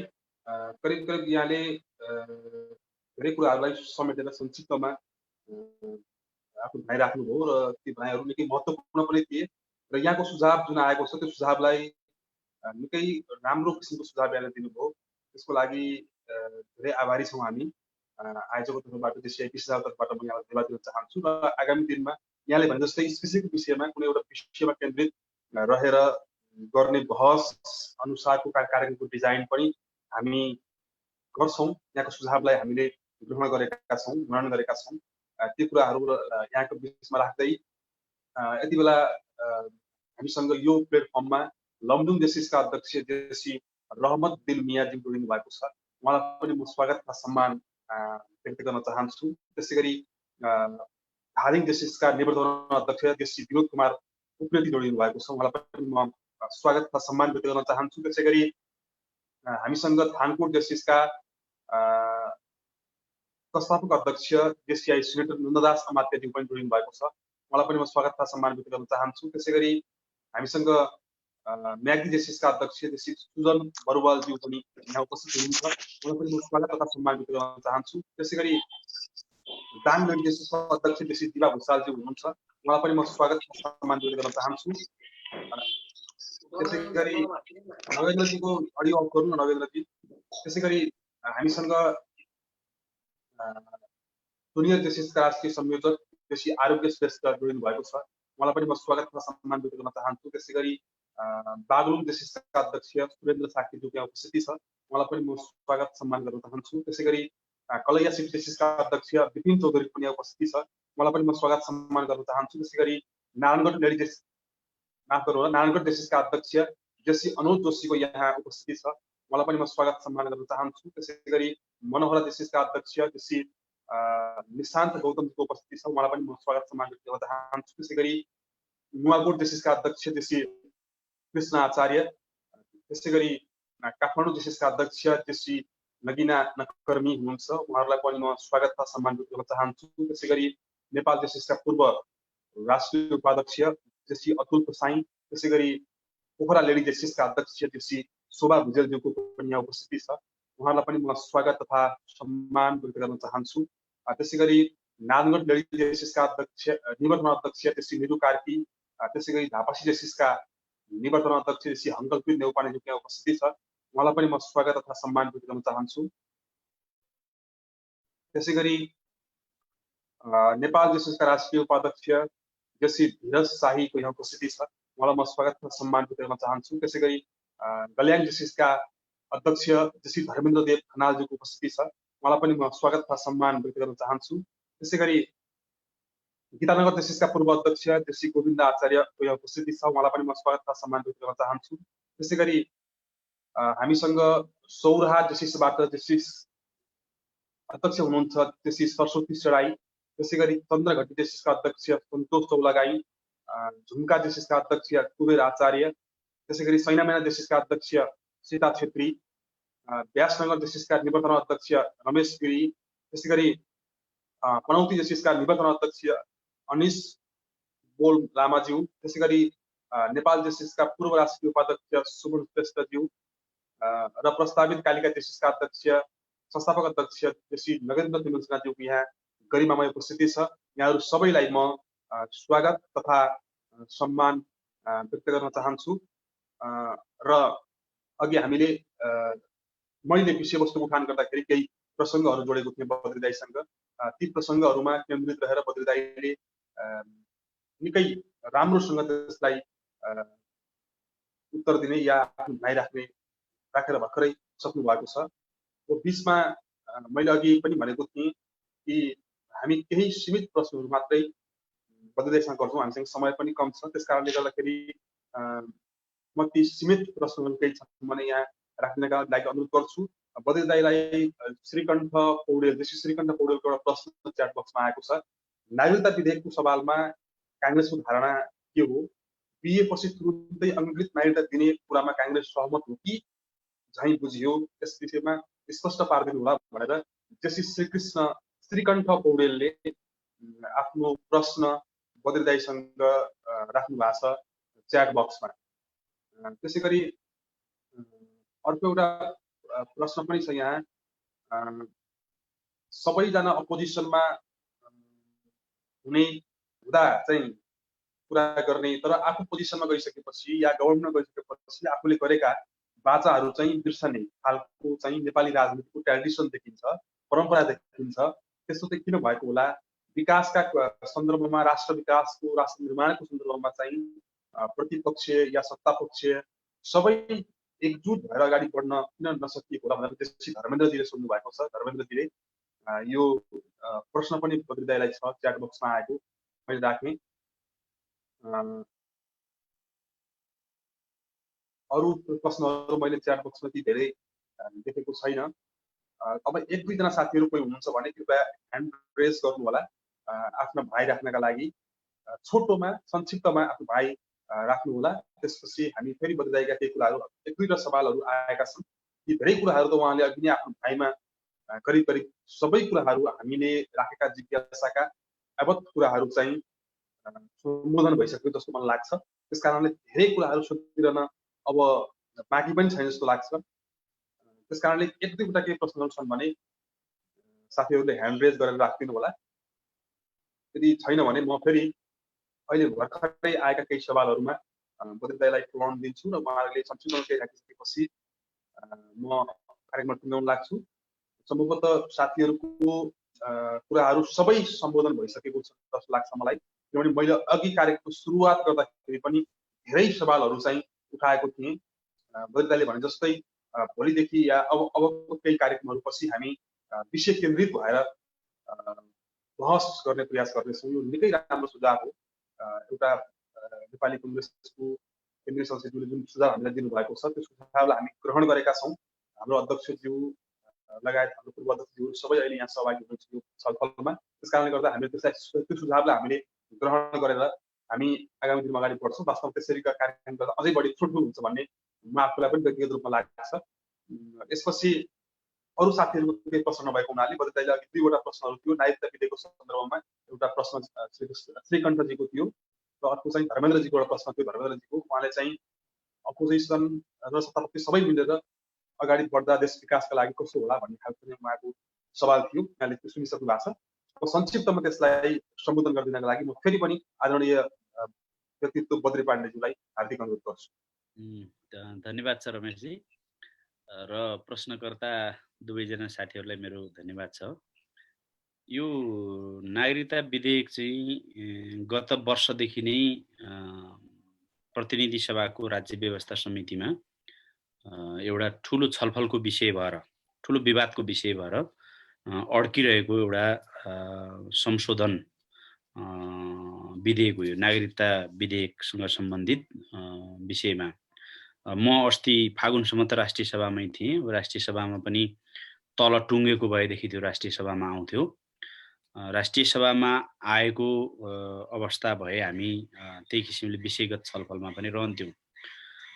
त्यो हुने अवसर हामीले प्राप्त गरेनौँ। त्यो लम्बियो। लम्बिनुको पछाडिको कारण चाहिँ जुन संसदले गर्नुपर्ने, प्रतिनिधि सभाले गर्नुपर्ने काम थियो त्यो चाहिँ समितिमा गएर केन्द्रित भयो। अब प्रत्येक कानुनहरू चाहिँ त्यस्तै हुन्छ। वास्तवमा संसदमा औपचारिक छलफल मात्रै हुन्छ। त्यसको अनौपचारिक सम्पूर्ण छलफलको काम चाहिँ समितिहरूमा नै हुने गर्छ। त्यहाँ नेपाली काङ्ग्रेसको अब नेकपाको अरू राजनीतिक दलहरू पनि छन्। उहाँहरूका बीचमा एउटा सर्वसम्मत धारणा बन्न सकेन। सर्वसम्मत धारणा बन्न सकेन भने पनि सरकारले अगाडि बढाउन चाह्यो भने सरकारकै समर्पित दलहरू सांसदहरूको चाहिँ बाहुल्यता समितिभित्र रहन्छ र त्यो समितिले कोसिस सर्वसम्मतमा निर्णय गर्ने हुन्छ। तर सर्वसम्मतमा निर्णय चाहिँ हुन सकेन भने बहुमतले पनि निर्णय गर्छ। बहुमतले निर्णय गर्छ र सहमत नहुने चाहिँ दलहरू, सांसदहरू चाहिँ आफ्नो चाहिँ आपत्ति त्यहाँ राख्ने गर्नुहुन्छ, आफ्नो फरक मत त्यहाँ राख्ने गर्नुहुन्छ र त्यो संसदमा आएपछि संसदमा अब सत्ता पक्षको बहुमत हुन्छ र कानुन त्यसरी बन्छ। नागरिकता विधेयकका सन्दर्भमा चाहिँ सत्ता पक्ष, प्रतिपक्ष सबैको बुझाइ के रह्यो भने यो चाहिँ सर्वसम्मतिले नै पारित गरौँ भन्ने भएपछि सांसदहरूले राज्य व्यवस्था समितिमा निष्कर्ष दिन नसकेपछि, त्यहाँको समितिले निष्कर्ष दिन नसकेपछि यो नेतृत्व लेभलबाटै, शीर्ष नेताहरूको तहबाटै यो निचोड आओस् न त, निष्कर्ष आओस् न त भन्ने ढङ्गले त्यो अड्केको थियो। गत वर्षको भदौबाट त्यो अड्क्यो समितिमै। र यो बारेमा अब हिजो मात्रै नेपाली काङ्ग्रेसका नेताहरूले गएर प्रधानमन्त्रीलाई भेट्नु भएको समाचार मैले पनि बाहिर पढेँ। र केन्द्रीय समितिमा अथवा हामी चाहिँ सम्मिलित भएका कुनै फोरमहरूमा त्यो चर्चा भएको छैन। यो बारेमा चाहिँ अब पार्टीको धारणा अझ स्पष्ट भएपछि कुरा गरौँला। म अहिले चाहिँ म आफै पनि स्पष्ट छैन यो बारेमा। तर मैले बुझेको कुरा के हो भनेदेखि नेपाल हाम्रो सानो देश छ, छेउछाउमा दुईटा ठुला छिमेकी देशहरू छन्। हामीले नागरिकताको विधेयकलाई, नागरिकतासँग सम्बन्धित विधेयकलाई चाहिँ धेरै लचिलो बनायौँ, नागरिकता दिने प्रणालीलाई धेरै लचिलो बनायौँ भनेदेखि सानो देशमा ठुला ठुला देशहरूको धक्का हामीले महसुस गर्नुपर्ने, कतिपय गैर नेपालीले पनि नागरिकता पाएको विगतको चाहिँ हाम्रो तितो अनुभव हामीले जसरी बिहोरिरहेका छौँ त्यो चाहिँ फेरि पुनरावृत्ति हुने खतरा चाहिँ देखिन्छ। तर अब नेपाली काङ्ग्रेसले हिजो चाहिँ प्रधानमन्त्रीलाई भेटेर दिएको धारणा चाहिँ मलाई के हो भन्ने लाग्छ भने एउटा चाहिँ हिजो जुन अभ्यास थियो नागरिकता दिने अभ्यास, विशेष गरी चाहिँ बिहा गरेर आएका बुहारीलाई कहिले नागरिकता दिने, 10 वर्ष कुराउने कि 7 वर्ष कुराउने कि, अथवा चाहिँ उनले सम्बन्धित देशको नागरिकता परित्याग गर्ने प्रक्रिया अगाडि बढाएपछि जुन देशबाट जुहाँ माइती जहाँ हो, माइती देश जहाँ हो दिने भन्ने सन्दर्भमा चाहिँ हिजोकै व्यवस्थालाई अब कन्टिन्यू गर्ने हो कि भन्ने ढङ्गको नेपाली काङ्ग्रेसको धारणा हिजो प्रधानमन्त्री कहाँ पेश गरेको भन्ने मैले सुनेको छु। मलाई के लाग्छ भने अब राज्य व्यवस्था समितिमा पनि थप चर्चा होला, नेपाली काङ्ग्रेस र चाहिँ नेकपाको शीर्ष नेतृत्वमा पनि जुन चर्चा गर्ने भन्ने कुरा थियो त्यहाँ पनि चर्चा होला, छलफल होला र सही निर्णयमा चाहिँ नागरिकता विधेयकलाई पुर्याउनु पर्ला भन्ने लाग्छ मलाई। यो बारेमा चाहिँ म आधिकारिक रूपमा चाहिँ धेरै जानकार छैन, म यो इमानदारी साथ म आग्रह गर्न चाहन्छु। र हाम्रो जस्तो देशमा चाहिँ वास्तवमा नागरिकताको दुरुपयोग हुने, नागरिकता दिने सन्दर्भमा धेरै लचकता देखाउने र नेपाली भन्दा चाहिँ गैर नेपालीहरू चाहिँ भोलि हाबी हुने हुन् कि भन्ने खतरा, त्यो खतरा चाहिँ हामीले ख्याल गर्नै पर्छ। बुहारीहरूलाई दिने सन्दर्भमा चाहिँ बुहारी चाहिँ आखिर बिहा गरेर आइसकेपछि बच्चाहरू जन्मिन्छ, बुहारीले विभिन्न किसिमले चाहिँ व्यवहारिक कुरा चाहिँ एउटा नागरिक भएर गर्नुपर्ने हुनसक्छ। धेरै लामो समयपछि मात्रै बुहारीलाई नागरिकता दिने प्रबन्ध चाहिँ त्यो चाहिँ व्यवहारिक नहोला कि भन्ने ढङ्गको धारणा नेपाली काङ्ग्रेसको बनेको हो कि भन्ने लाग्छ मलाई। अब थप छलफल भएपछि यो विषयमा क्लियर हुँदै जाउँला, म यही आग्रह गर्न चाहन्छु। र दोस्रो प्रश्न चाहिँ यो एकदमै सही कुरा गर्नुभएको, वास्तवमा सत्तामा आउँदा एक ढङ्गले प्रस्तुत हुने, कुनै पनि विषयमा राष्ट्रियताको सन्दर्भ आउँदा होस् अथवा चाहिँ हाम्रा चाहिँ अरू शासकीय कुरा जनजीविकाको सन्दर्भ आउँदा होस्, सरकारमा हुँदाखेरि एक ढङ्गको प्रस्तुति र विपक्षमा हुँदा एक ढङ्गको प्रस्तुति, यो निकै गलत कुरा हो र यसले प्रजातन्त्रलाई बलियो बनाउँदैन। यो सङ्घीय लोकतान्त्रिक गणतन्त्रात्मक संविधान जारी भएपछि, तिनै तहको संविधान बनिसकेपछि म आफू पनि त्यसको एउटा पात्रको, एउटा एक्टरको रूपमा चाहिँ समाहित हुने मौका मिल्यो। म सङ्घीय लोकतान्त्रिक गणतन्त्र स्थापना भएपछिको पहिलो राष्ट्रिय सभामा एउटा सदस्यको रूपमा प्रस्तुत हुने भएपछि मलाई के लागेको थियो भनेदेखि अहिले 3 तहको चुनाव पनि भयो, 3 तहका सरकारहरू पनि बने, केन्द्रको सरकार र प्रदेशका सरकारहरू बहुमतका सरकारहरू पनि बने। यसले चाहिँ अब देश सही दिशामा जान्छ, ठिक दिशामा जान्छ र नेपाली काङ्ग्रेसलाई यस्तो दबाब परोस् कि प्रतिपक्षमा भएको बेलामा सरकारले यति धेरै राम्रो काम गर्यो, यो सरकारले गरेको भन्दा आगामी दिनमा हामी सत्तामा गएपछि अझ राम्रो काम गर्नुपर्छ भन्ने दबाब परोस् नेपाली काङ्ग्रेसलाई। र नेपाली काङ्ग्रेसले एउटा पूर्व तयारी गर्ने चाहिँ एउटा प्रेसर अनुभव गरोस्, ओहो यो सरकारले त यति राम्रो काम गरेको छ, योभन्दा राम्रो काम के हुन सक्छ, योभन्दा राम्रो शैली के हुन सक्छ भनेर हामीले चाहिँ दबाब परोस् र हामीले त्यसमा चाहिँ पूर्व तयारी गर्न पाऊँ, हामीले एक्सर्साइज गर्न पाऊँ, हामीले चाहिँ भोलिका लागि योभन्दा पनि अझ राम्रो हुन्छ भन्ने कुराको सुझाव दिन पाऊँ, हामीले चाहिँ दबाब दिन पाऊँ, हाम्रो आफ्नै पनि एउटा भिजन निर्माण गर्न पाऊँ, त्यो बाटोबाट जान्छ। र हिजो काङ्ग्रेसको सरकार भन्दा अहिले नेकपाको सरकार राम्रो, अहिले नेकपाको सरकार भन्दा भोलि बन्ने हाम्रो सरकार राम्रो भएर चाहिँ देश चाहिँ विकासको, समृद्धिको एउटा सुचक्रमा आजभन्दा भोलि राम्रो, भोलिभन्दा पर्सि राम्रो, झन राम्रो, थप राम्रो हुने सुचक्रमा जाओस् भन्ने चाहिँ मेरो अपेक्षा थियो। र त्यही अपेक्षा अनुसारको हाम्रो प्रस्तुतिकरण पनि रह्यो, संसददेखि सबैतिर हाम्रो प्रस्तुतिकरण पनि रह्यो। तर दुर्भाग्य के भयो भनेदेखि हिजो भन्दा पनि आजको सरकार नराम्रो भन्ने कुराले यो कतै फेरि दुष्चक्रतिर जाने हो कि अहिलेको सत्ता भोलि चाहिँ के कारणले ढल्ने, नेकपा के कारणले असफल हुने भन्दा हिजोभन्दा आज यसले नराम्रो गरेका कारणले असफल हुने हो भने त भोलि फेरि सत्तामा आउनेले थप नराम्रो गर्ने हुन् कि थप दुष्चक्रतिर नेपालको राजनीति चाहिँ घुमिरहने हो कि त्यो भयो भने त हाम्रो लागि ठुलो दुर्भाग्य हुन्छ, भावी पुस्ताका लागि ठुलो दुर्भाग्य हुन्छ, देशका लागि ठुलो दुर्भाग्य हुन्छ। त्यसैले हामीले यतिखेर पनि दबाब दिनुपर्ने कुरा के हो भने यो सरकारलाई सुधार्नेतिरै हामीले दबाब दिनुपर्छ। विरोधका लागि विरोध गर्ने संस्कार चाहिँ हामीले कम गर्नुपर्छ। त्यही कारणले पनि वास्तवमा यही भाव र यही संस्कारकै कारणले पनि नेपाली कांग्रेस प्रतिपक्षीको जस्तो भूमिकामा पनि देखिएन भन्ने खालका प्रश्न पनि आउने गर्छन्। तर पनि के हो भने हामीले यो सरकारलाई विरोधका लागि विरोध गर्ने भन्दा पनि यो सरकारले गरेका गलत कदमको तथ्य र तर्कमा आधारित भएर जमेर विरोध गर्ने र आगामी दिनमा हामी सत्तामा पुगेपछि यो राम्रो गर्छौं भन्ने ढंगले केवल भावनात्मक कुरा मात्रै होइन कि प्रतिपक्षमा छौं भनेर भावावेशमा आएर होइन कि पूर्व तयारी गरेर भिजन निर्माण गरेर नीति बनाएर कार्यक्रम बनाएर जनतालाई मतदातालाई आश्वस्त गर्दै जाने हो भनेदेखि आजको प्रतिपक्षले भोलि राम्रो सत्ता पक्षको भूमिका निर्वाह गर्न सक्छ। सत्ता पक्षमा रहेको बेला एउटा चाहिँ विध्वंसात्मक प्रतिपक्षको भूमिकामा अर्कोले प्रस्तुत हुनुभन्दा एउटा रचनात्मक प्रतिपक्षको भूमिकामा प्रस्तुत भएर भोलि सत्तामा गएको बेला त्यो रचनात्मकतालाई व्यवहारमा उतार्न सक्ने, एप्लाई गर्न सक्ने त्यो ढाँचामा चाहिँ जानु चाहिँ यो प्रजातन्त्रको चाहिँ विशेषता हो, प्रजातन्त्रको चाहिँ सकारात्मक अभ्यास हो भन्ने लाग्छ। यही बाटोलाई अगाडि बढाउने कुरामा हामीले पनि हाम्रो आफ्नो आफ्नो ठाउँमा दबाव सिर्जना गरौँ, एउटा वातावरण बनाऊ, माहौल बनाऊ, त्यो नै हाम्रो लागि उपयुक्त हुन्छ भन्ने लाग्छ। यति नै भन्छु, धन्यवाद।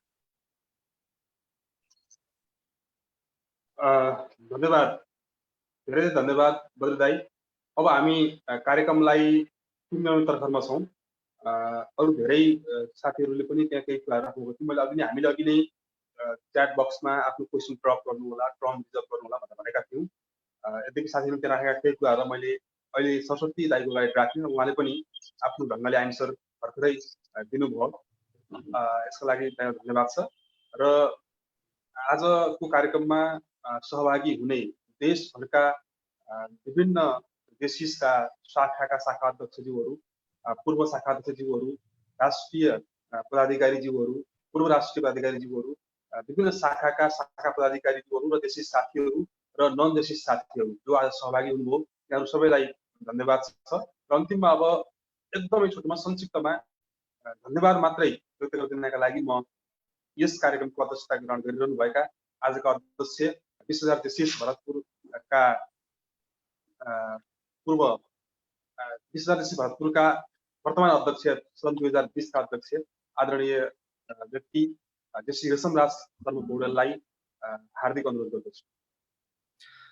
धन्यवाद कार्यक्रम संयोजक एवं 2023 का पूर्व अध्यक्ष आदरणीय व्यक्तित्व रमेश बस्ताकोटीज्यू, आजका यस 2023 को बृहत कार्यक्रमका प्रमुख वक्ता नेपाली कांग्रेसका केन्द्रीय सदस्य आदरणीय व्यक्तित्व डायनामिक लिडर बद्री पाण्डेज्यू, 2023 का धरोहर पूर्व अध्यक्षज्यूहरू, नेपाल जेसिसका वर्तमान नेशनल भाइस प्रेसिडेन्टज्यूहरू, इबिबीज्यूहरू, राष्ट्रिय पदाधिकारीज्यू एवं पूर्व पदाधिकारीज्यूहरू र सम्पूर्ण च्याप्टरबाट पाल्नुभएका समकालीन मेरो मित्रहरूलाई तथा जेसी तथा नन जेसी मित्रहरूलाई म जेसी रेशमराज शर्मा 2023 को अध्यक्षको तर्फबाट हजुरहरूलाई जेसीमा न्यानो अभिवादन जय जेसी भन्न चाहन्छु।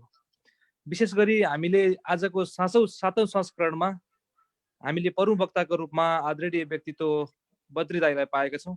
म धेरै नै खुसी छु र हाम्रो जेसिस फ्यामिलीले दाइलाई धेरै नै धेरै धन्यवाद व्यक्त गर्न चाहन्छ र सम्पूर्ण शाखाबाट पाल्नुभएका विभिन्न तह र तकमामा रहनुभएका सम्पूर्ण साथीहरूलाई 20,000 को जेसिसको तर्फबाट हजुरहरूलाई धेरै धेरै धन्यवाद टक्राउन चाहन्छु। भोलिको दिनहरूमा पनि हाम्रो कार्यक्रम निरन्तरताका रूपमा अगाडि बढ्नेछ। हजुरहरूको साथ र सहयोगको अपेक्षा गर्दै आजको यस कार्यक्रममा अमूल्य समय दिनुभएकोमा सम्पूर्ण आम तपाईहरूलाई हार्दिक कृतज्ञता प्रकट गर्दै म यहाँबाट बिदा हुन चाहन्छु। धन्यवाद, जय जेसिस। धन्यवाद छ अध्यक्षज्यू, यो कार्यक्रमको अध्यक्षता गरिरहनुभएका आदरणीय अध्यक्षज्यू धन्यवाद छ। र म जानकारी गराउँ यहाँहरूलाई, हामी भोलि चाहिँ नेपाल जेसिसका पूर्व राष्ट्रिय अध्यक्ष अत्यन्तै राम्रो प्रशिक्षक हुनुहुन्छ आदरणीय व्यक्तित्व पूर्व राष्ट्रिय अध्यक्ष दीपक साक्यसँग छलफल गर्दैछौँ। नेपाल जेसिसका पूर्व राष्ट्रिय अध्यक्ष दीपक साक्यसँग भोलिको हाम्रो सेसनमा छलफल हुनेछ। उहाँ निकै राम्रो प्रशिक्षक पनि हुनुहुन्छ, त्यस कारणले गर्दाखेरि भोलिको सेसन झनै महत्त्वपूर्ण रहेको छ। साथीहरूलाई त्यसमा पनि उपस्थित हुनका लागि म आग्रह र अनुरोध गर्न चाहन्छु र मुकुन्द सेन टेलिभिजन हेरेर बस्ने सम्पूर्ण आदरणीय दर्शकहरूलाई पनि म धन्यवाद दिन चाहन्छु, आभार प्रकट गर्न चाहन्छु। टेलिभिजन हेरेर पनि हामीलाई धेरै प्रतिक्रियाहरू सुझावहरू आएका छन्। ती सुझावहरूलाई पनि हामीले टेलिभिजन हेरेर त्यो मार्फत आएका सुझावलाई पनि हामीले ग्रहण गरेका छौँ र त्यस अनुसार हामी अगाडि बढ्ने प्रतिबद्धता व्यक्त गर्न चाहन्छौँ। मुकुन्द सेन टेलिभिजन मार्फत ती सबै कार्यक्रमहरू सुरुवातदेखि अहिलेसम्मका सबै कार्यक्रमहरू प्रत्यक्ष प्रसारण गर्न सहयोग पुर्याउने मेरा प्रिय साथी मुकुन्द सेन टेलिभिजनका प्रबन्ध निर्देशक असिफ गुरुङज्यूलाई पनि म आभार प्रकट गर्छु। सम्पूर्ण सहभागीहरूलाई धेरै धेरै धन्यवाद। भोलि हामी हाम्रो पूर्व राष्ट्रिय अध्यक्ष दीपक साक्यसँग छलफल गर्दैछौँ, त्यसमा पनि सहभागी हुनका लागि अनुरोध गर्छु। आदरणीय बद्री दाई, जसलाई हामीले +2 आइए पढ्दादेखि चिन्यौँ र निरन्तर रूपमा अहिलेसम्म उहाँको विचारहरू सुन्दै आइरहेका छौँ, जसले आज पनि महत्त्वपूर्ण समय दिएर हामीलाई एउटा समसामयिक विषयमा अलिकति प्रश्न पारिदिने प्रयास गर्नु। यसको लागि आदरणीय बद्री दाईलाई हाम्रो निम्तो स्वीकारेर यहाँ पालिदिनु भएकोमा, समय दिनुभएकोमा फेरि पनि धन्यवाद। आदरणीय विश्वजार जेसिसका पूर्व अध्यक्ष जेसी अरुणेश्वर खनालज्यू, जसले यो कार्यक्रमलाई सञ्चालन गर्नका लागि महत्त्वपूर्ण समन्वय गरिदिनु भएको छ, उहाँलाई पनि हामी धेरै धेरै धन्यवाद दिन चाहन्छौँ। जेसी अरुणेश्वर खनाल, नेपाल जेसिसका पूर्व राष्ट्रिय कार्यकारिणी उपाध्यक्ष, पूर्व महासचिव, यहाँलाई पनि धन्यवाद भन्दै सबै उपस्थित महानुभावलाई धेरै धेरै आभार। भोलि हामी फेरि बिहान 8:30 बजे भेटेर यस्तै छलफल गर्छौँ। त्यतिन्जेलसम्मका लागि म अध्यक्षज्यूको अनुमतिले यो कार्यक्रम यहीँ सकिएको जानकारी गराउँछु। हवस् त, नमस्कार, जय जेसिस।